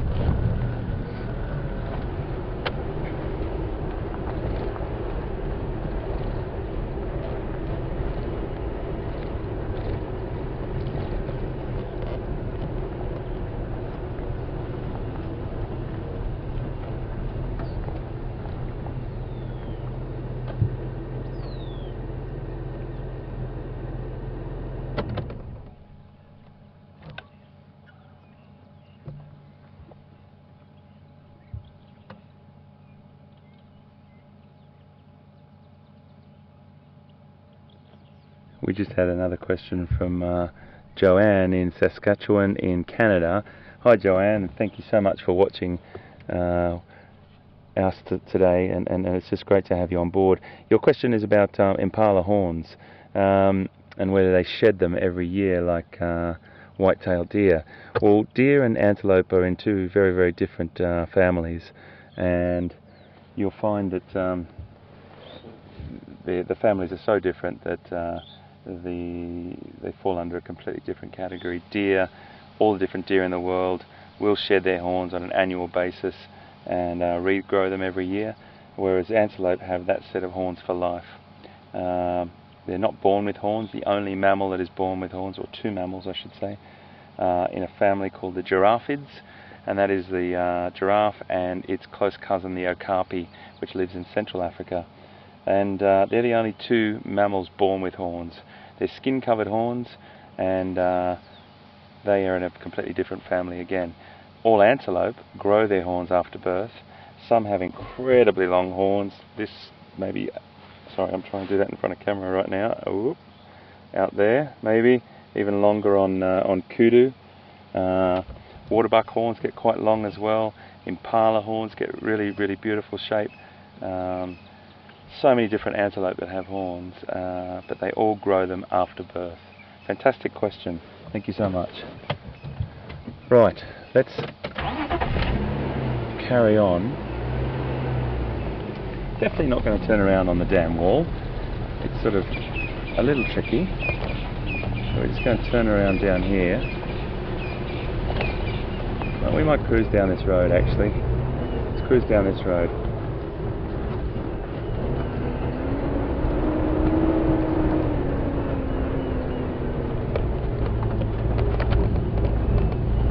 So I suppose the answer to the other side of your question is that horn will never grow back on that impala.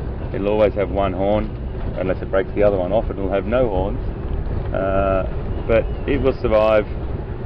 It's definitely got good health and vigour and good condition on it, and it will probably remain in a bachelor group on the outskirts of the herds when the rutting season starts. And the rutting season is probably where that animal has broken off its horn. They battle fiercely with each other, impala. It's extraordinary to watch, and they do have a great battle. And the impala rams spend probably more time defending their herds, covering their herds, than they do actually mating with the females, because they just have to fiercely defend. There's always young other males, potentially males that could take over and eventually will take over, just on the outskirts of the herd, wandering around, watching what's going on and trying to steal the reign of that herd. Some more nice zebra here. Nice little great duiker just ran across the road there. Scooted into the undergrowth, so probably won't be able to see him again, but we did see lovely duiker the other night. There's a nice mother in foal, but she's heavily in foal now.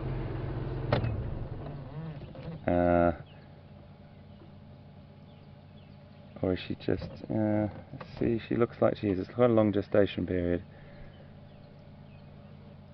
And feeding on that beautiful grass there. The male zebras are much chunkier and bigger than the females. And when the youngsters are born, they've got this really lovely brown hair over those black stripes. They look like they're brown and white actually, the youngsters, when they're born. The little foals. There might be remnants on that one there. Remnants of that little brown tinge of hair. And they lose it as they get older. But she's heavy and foal. And there's some more zebras off to the right here. It's a nice little group, little herd. Oh, there's loads of them actually. Very, very tranquil setting here.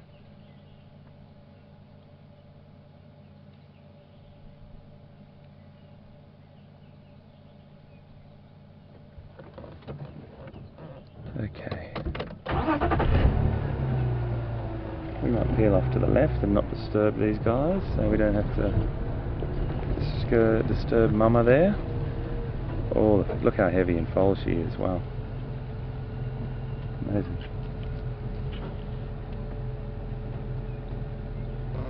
Another one off to the right, heavy and foal.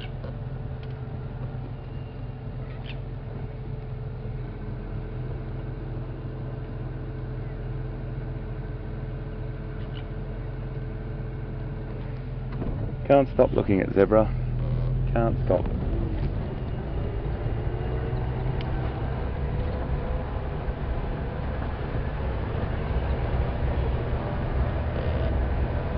Oh, that's what I wanted to tell you as well.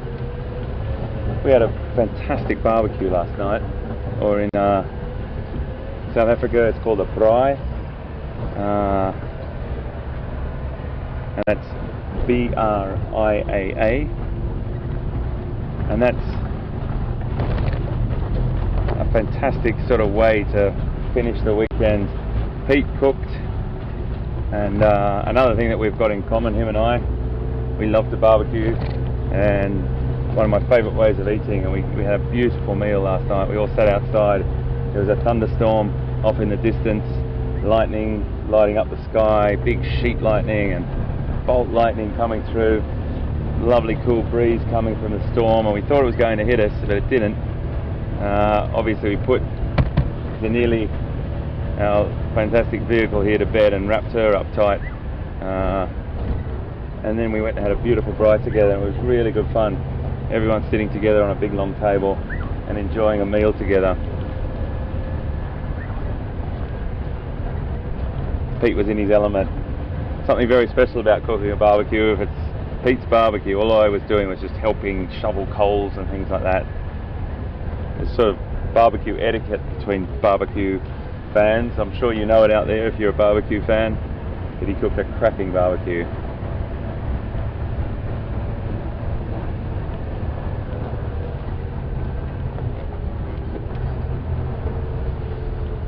Going to pop down here, see if there's anything down this way. A little bit of cloud cover now, folks, so it's not as hot as it was before. We've got another 45 minutes, which is great.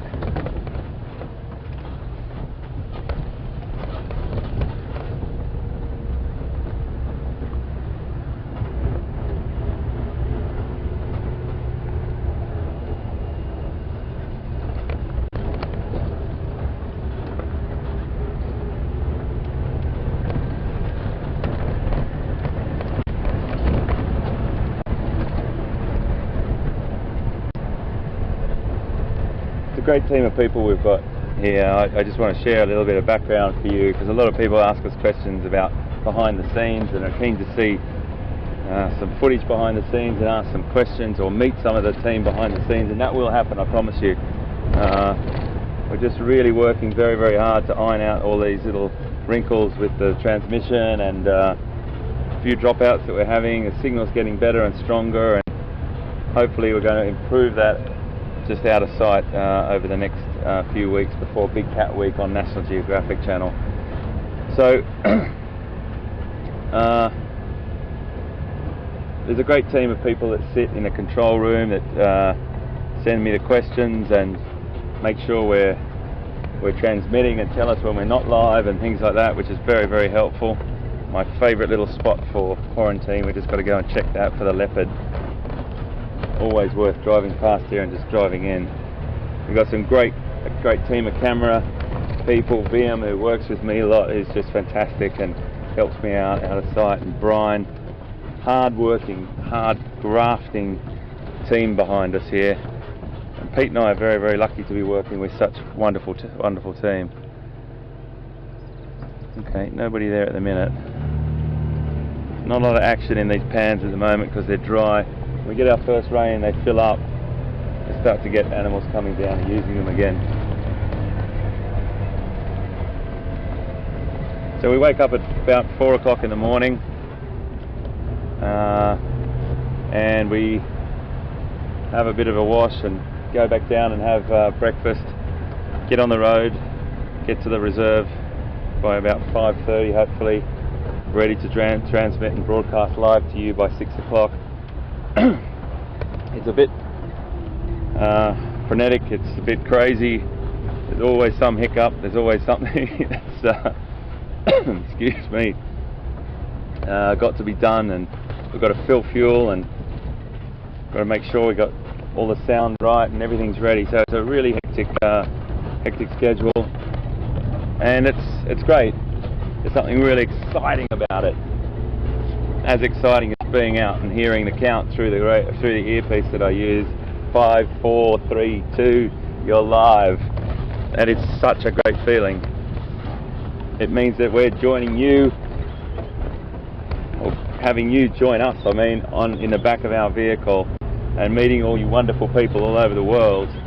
And as I mentioned before, I keep banging on about it, but it's the most exciting way of doing television I've ever experienced in the last 15, 16 years of working in TV.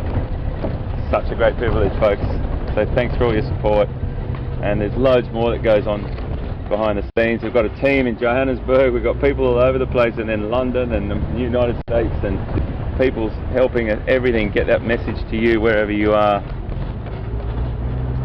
It's a really, really exciting project. I'm a lucky man to be involved, and a great privilege, I have to tell you.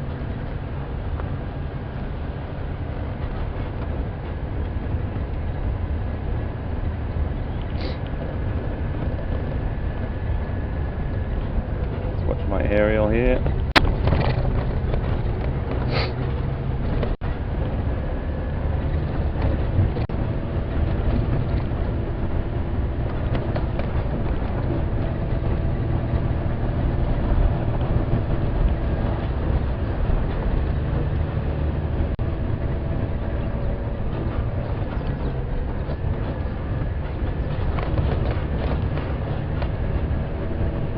Going to cut to this other dam here and have a little look, and then we're going to peel back up to the top there with the wild dog, where there seems to be a lot of action going on that side at the moment, and I just want to keep an eye on it.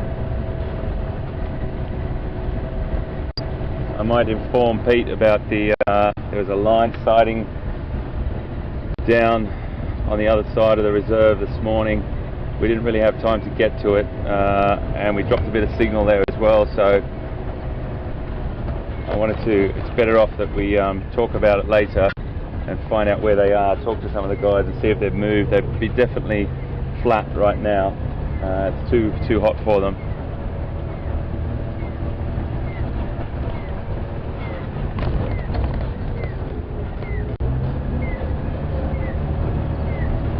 There's a beautiful bull elephant we saw this morning. Perfect individual.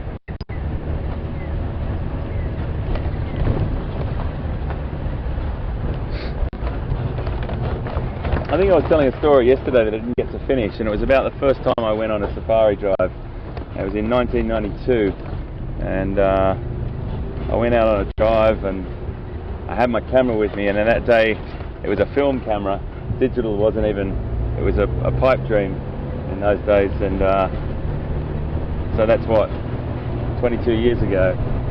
And I had a film camera, a beautiful, same brand that I use now, but beautiful camera all the same, and I had this big lens, and I had all the gear, and I felt quite proud that I'd saved up and bought this camera and this lens.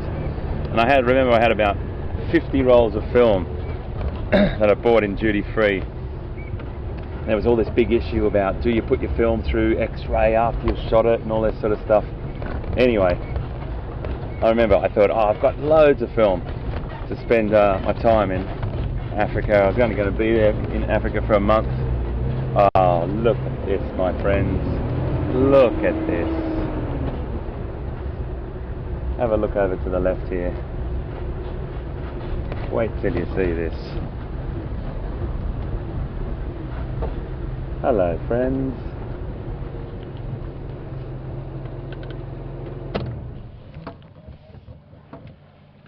That looks like fun.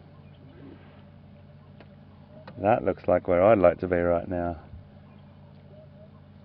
We've got the two hippo either side, just in front here of the Ellies.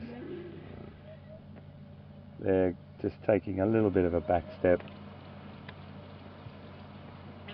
Oh, the elephants are enjoying that so much. It is going to be a scorcher today, everyone.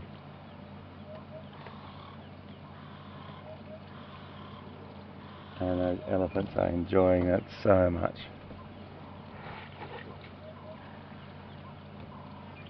Oh, that's so nice.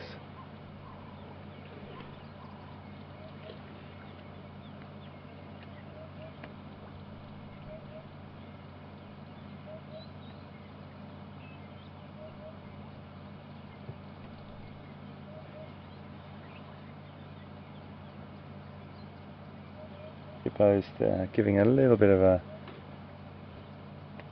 making their presence felt, but not too much.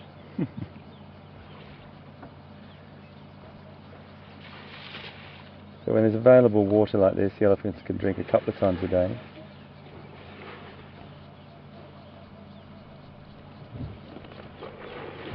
And they're just really enjoying that.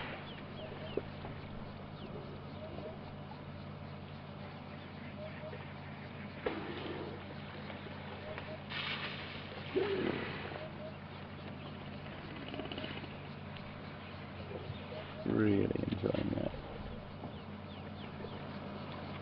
They might turn around and face us. Yeah.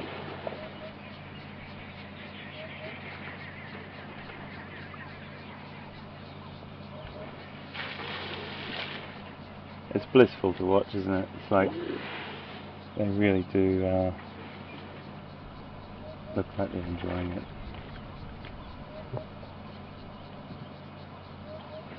If we use a bull for an example, bulls can drink about 60 gallons or about 220 litres a day.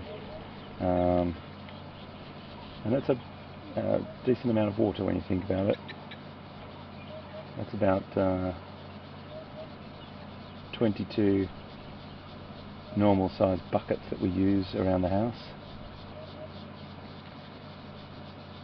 That's about, I think, if my memory strikes me, I've just got to try and think about this, I don't remember the numbers, but it's roughly about 25 gallons a sitting, which is about 90-ish litres, and they will do that a couple of times a day if they can, or if they need to. Those hippos popping their heads up. But at the moment they're just wallowing in that gorgeous cool water there. It really does give you an indicator how hot it is, folks. I'm just going to try and get a temperature for you.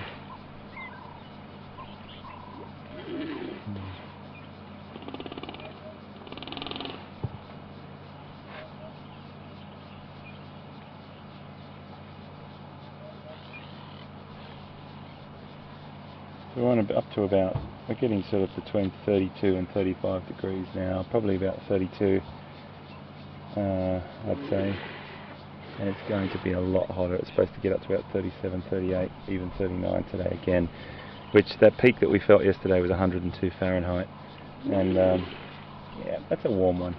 That's a proper African summer's day like it should be. I know we're just looking at their rumps at the moment, but they've decided to stand that way.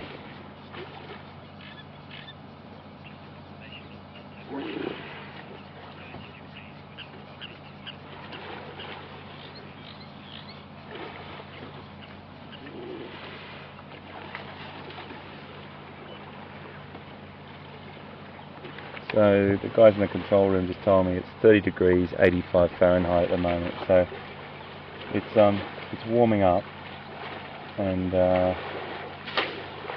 it's going to get quite hot today. In the middle of the day, exactly like yesterday, animals will retreat to the shadows. The big cats will definitely find as much possible shade as they can. Excuse me, please.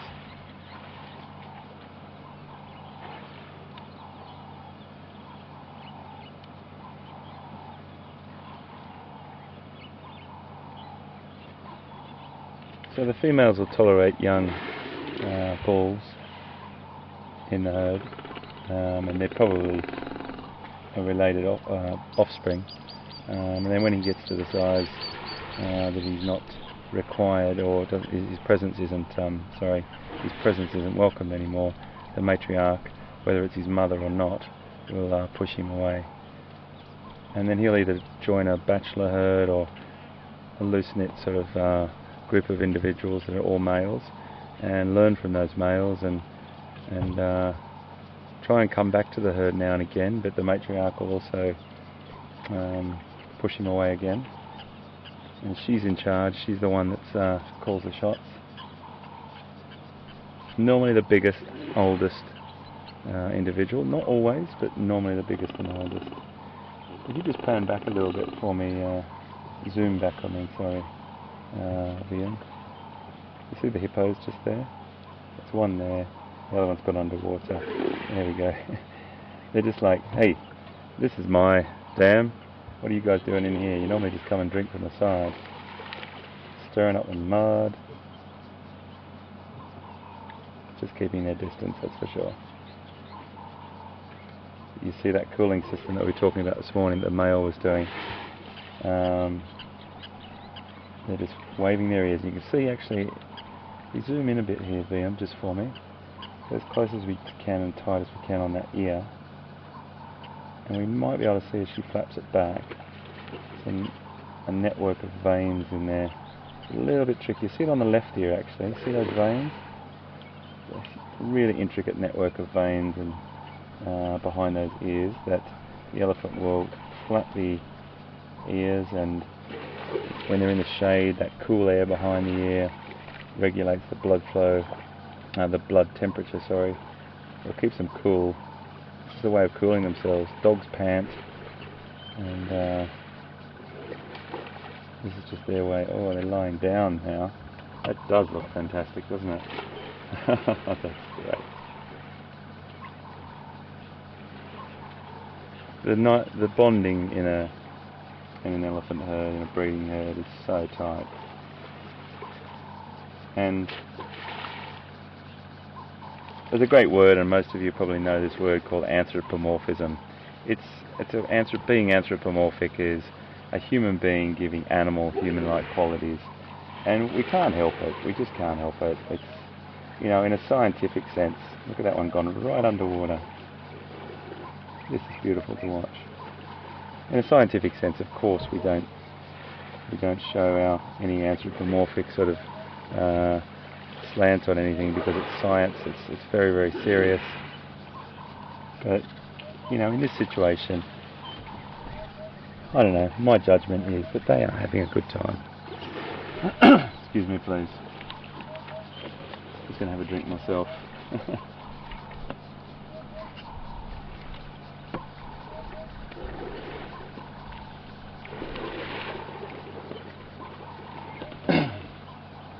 That has to be just for a good time. And a bonding session with the family.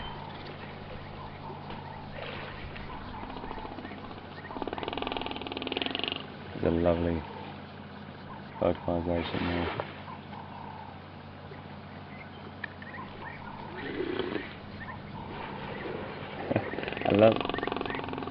I love that the hippo are giving those vocalizations to try and show their strength. But they need to just get a little reality check there, fellas. The king of the African bush is right, well, the queens I should say, are right there in front of you. Look at that one lying down. Lying down on the side there.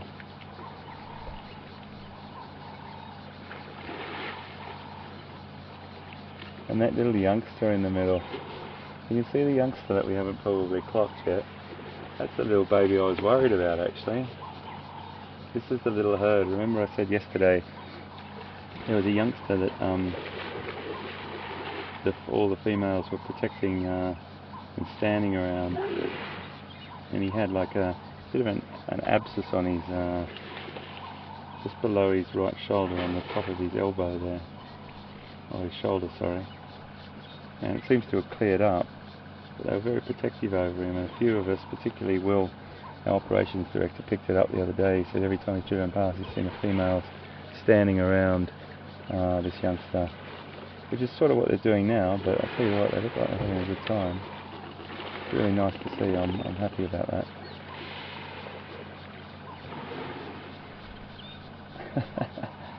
Head's right underwater.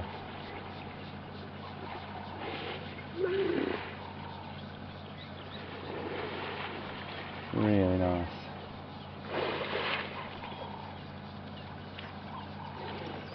We might just stay here for a few more minutes, folks, if that's okay. Look how she's rested her trunk over her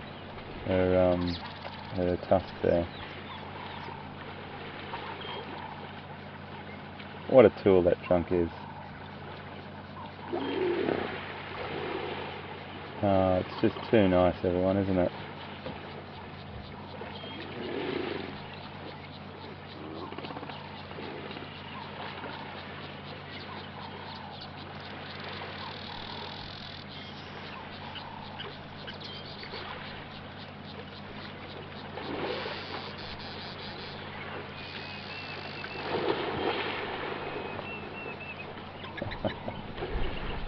What a pleasure.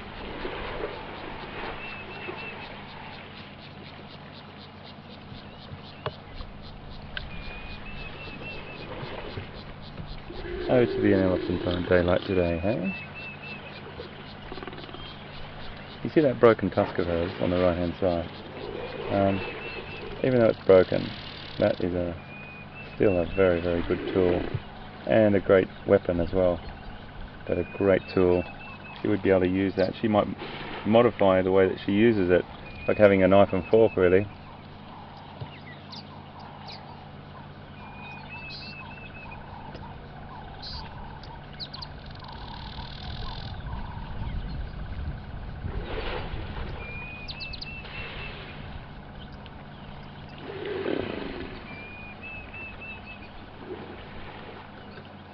Just a few more minutes and then we'll let them be.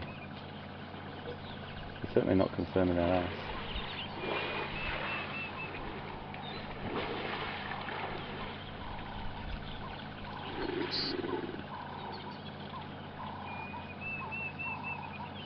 Maybe it's not, you know. Maybe it's not the same herd. Now I've just seen that individual come up. It's quite long tusks. And I'm not sure if it's what I was thinking. It's not the baby, you know. The baby was much smaller. When she was underwater there, I just couldn't really figure out who it was, but it's not the same individual. Look at her using her trunk to clean her eye. Here comes a big bull. Should be a little bit of interaction now. We've got another big bull coming down to, sorry, another little big bull coming down to have a drink now.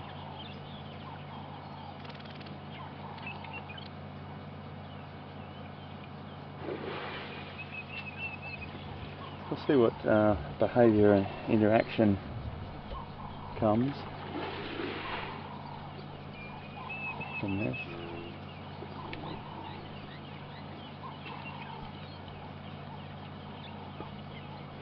We've got just under 20 minutes to go, folks.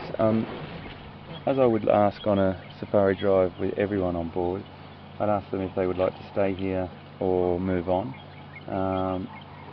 Please send us a couple of tweets and we'll get a bit of an indication from the tweets or the emails a bit whether you want me to sit here and watch what happens down here or whether you'd like us to move on. If you can just give us a tweet or an email and we'll get a general consensus, and you guys can let me know, because that'll really help me decide on whether to stay.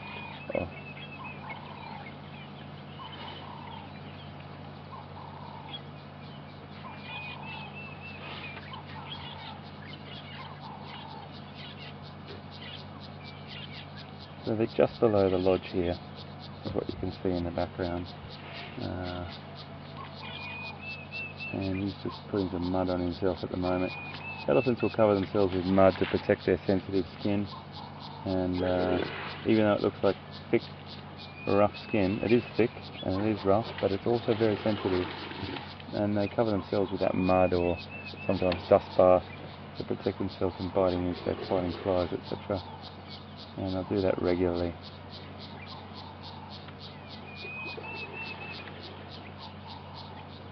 That male is just he's standing off over there a little bit. He may come round.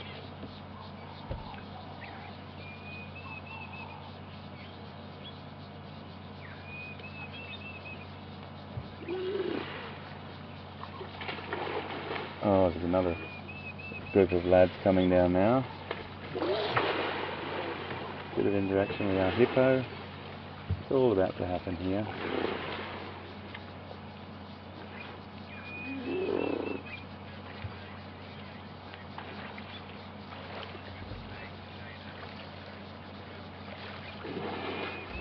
Well, control room just called me, folks, and I thought you'd say exactly what you've said. Everyone's saying stay with the Ellies, and that's beautiful because that's exactly what I wanted to do.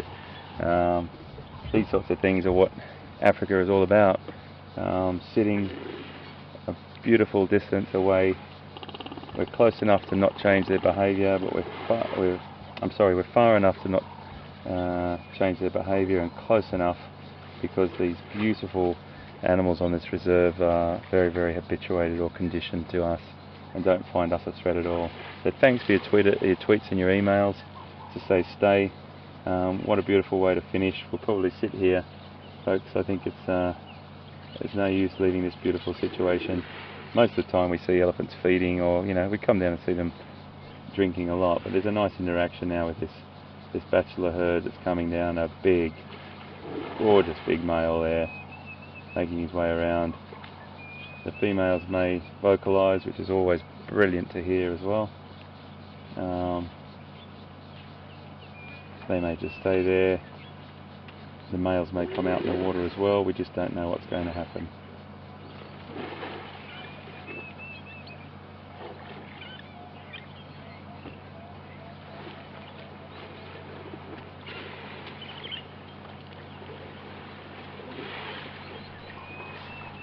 Watch this interaction, folks.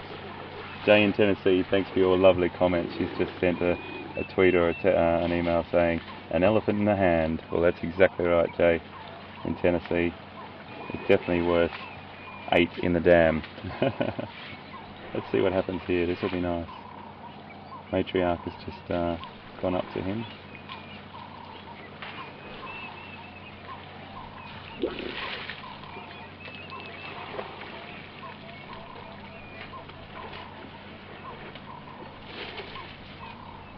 He's playing the cool guy at the dance at the moment. But she definitely just went up to him to say, hey, that's far enough, that's close enough.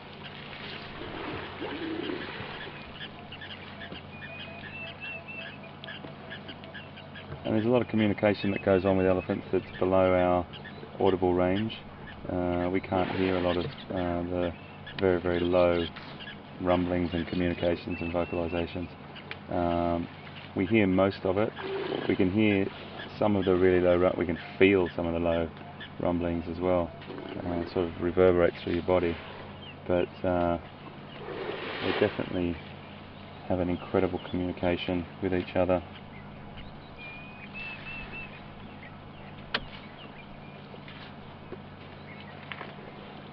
It's just beautiful to sit and watch them.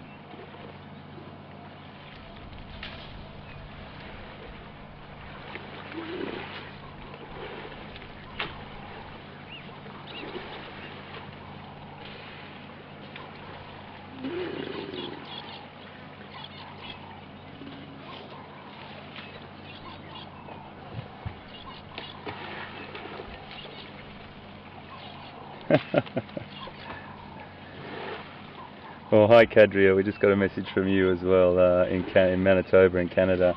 It's -9. Well, I feel for you, my friend. I have been to Manitoba, and I did a documentary up in Manitoba on the red-sided garter snakes in Narcisse, and that was a fantastic experience. So I really do love your part of the world. But yes, I have to say it was on the chilly side, but it's a beautiful place you live in. So there's definitely great sides to everything. But wish you were sitting here with us, but you are here with us.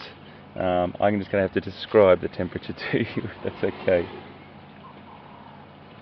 So there's a great thing to see here with this male and female, this bull and cow elephant.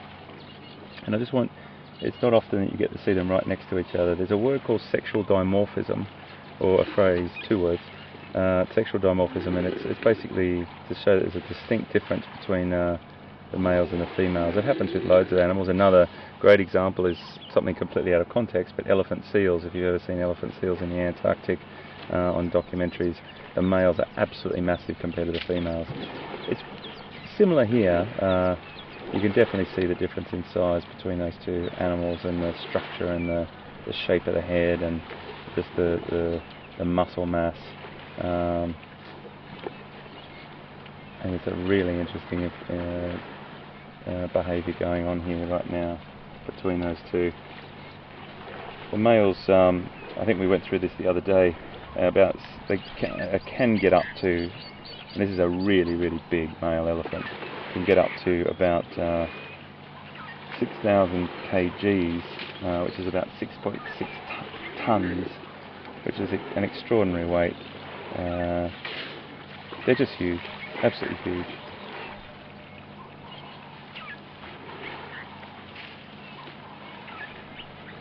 Great behaviour. That matriarch, she's so in charge of this situation. The matriarch, as I'm sure most people know, but she's the strongest, most, not intelligent, but she's probably got the most knowledge of all the females that she's in her breeding herd, and she will lead them to food, water. She'll call the shots. She'll tell them when to go, when not to go, and all those sorts of things. And it really is about listening to the beat of the drum from the matriarch. And the males live in bachelor herds or sometimes alone. Rarely alone, but occasionally, but mainly in bachelor herds.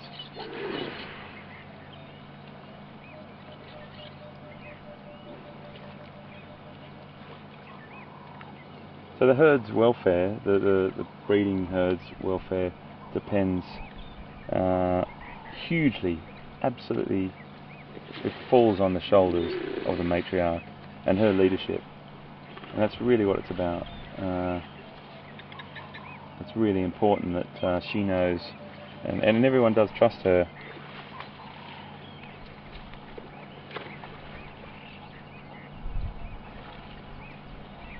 The male success, breeding success, depends on the size of his weaponry. But the battles between males can be absolutely fierce, and you hear the clash of ivory, and my goodness, it's a very, very distinct sound. Have a look at the size there. That's a beautiful example. We're very lucky to see this, folks. They've nearly stood there. There's a comparison for us. See how the female's back slopes down more and the male's got that greater ridge on the back? The shoulders are broader on the male as well, and the male's got that sort of square, I suppose this is a contradiction of terms, but square dome. I don't mean it. Dome is obviously spherical or half spherical, but they've got that sort of bump or bulbous area on the head, and it's more prominent on the males. But she's definitely not pushing him away now. So who knows when she's coming into estrus, but he would be showing a bit more interest in her if she was in estrus or in season. So she's just come out now and had having a bit of a feed on some foliage. We've still got the three others in the middle having a beautiful swim. A couple of bulls on the other side. 1, 2, 3, 4, 5, 6, 7, 8 elephants.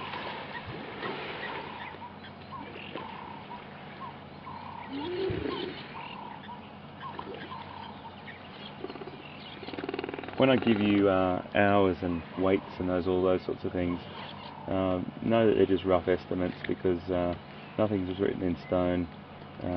There's ranges and averages that we'll give you, but nothing is ever set in stone. You're always going to have variations in that. I'm not sure if anyone knows, but elephants will sleep lying on their side as well. It's really beautiful to see them sleeping.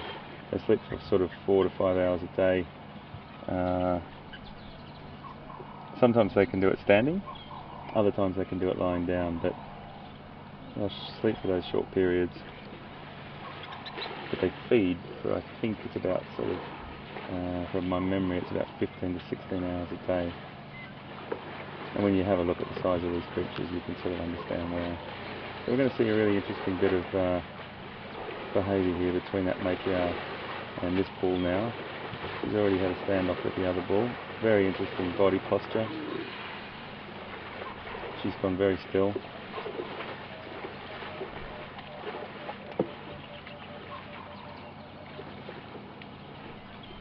The males are showing respect.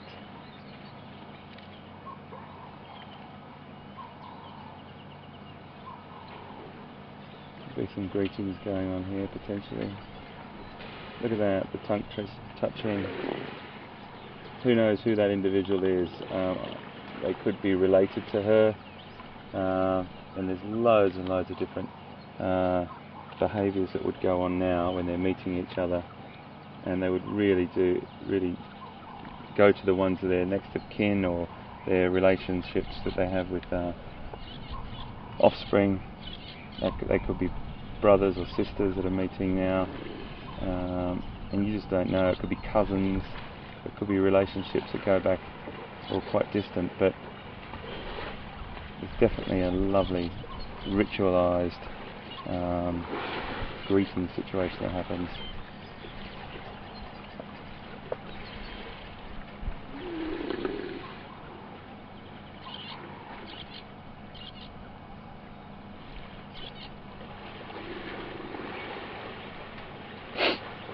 Excuse me.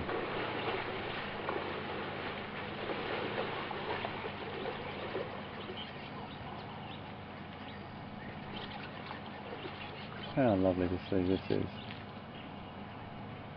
That male's taken off with quite a pace. A little bit of sparring going on here at the front.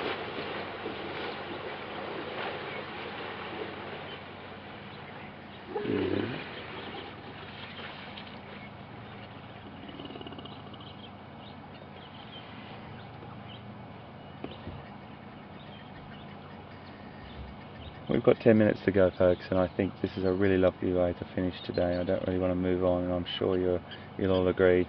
This is an incredibly lovely interaction or encounter that we're having. We've got a bit of sparring going on between males here.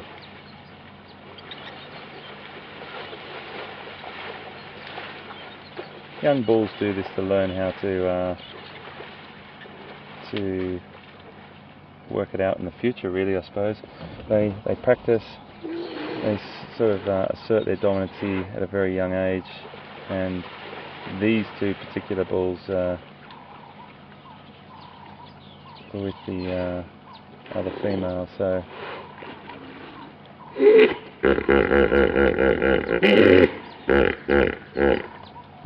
that's another one of my top African sounds for you there.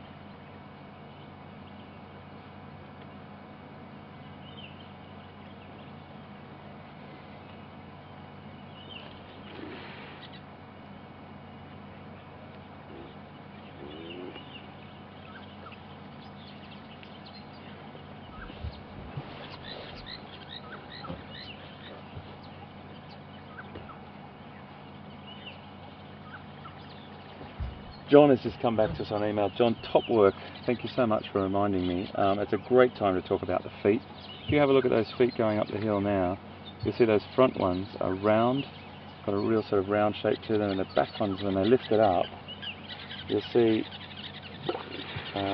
or even if you can see that individual on the left of the water there, Vian, you go back down to the water's edge, the back feet are an oval shape and the front feet are a round shape. See those big pads? Those big pads, much bigger on the front than they are on the back, supporting all that bulk in front.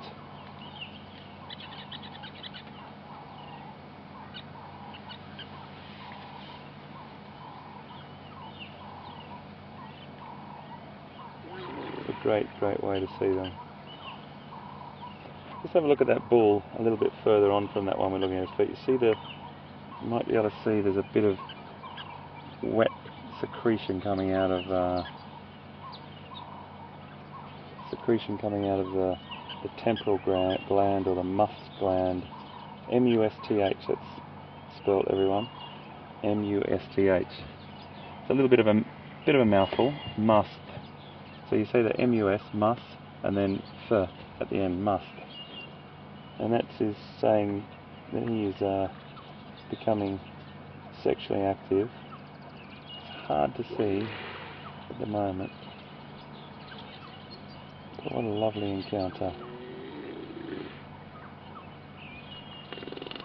Drunk up on that one now. Drunk up, smelling, using the sense of smell. Drunk up. Look at that.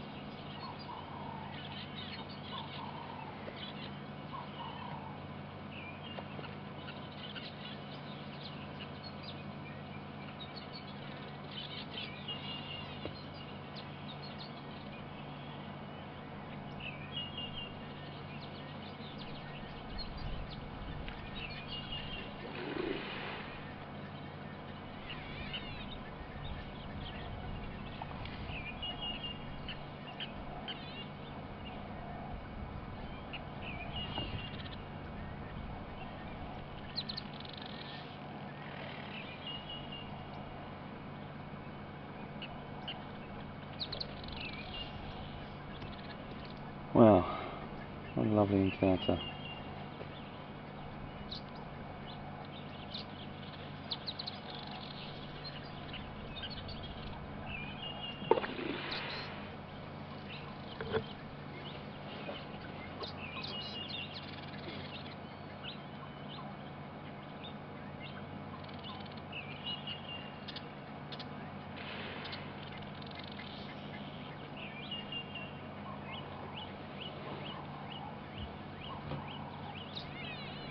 Okay, so I think we probably should look at our hippo friends down here as well.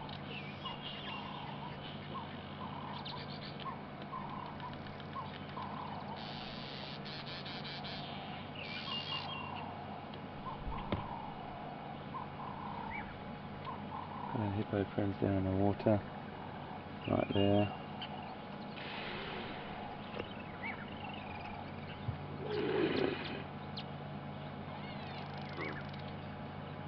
Got their pond back.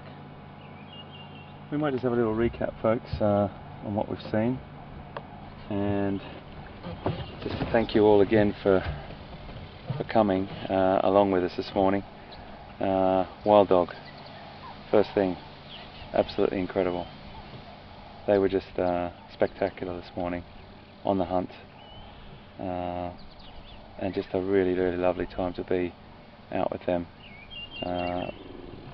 Enjoyed that immensely.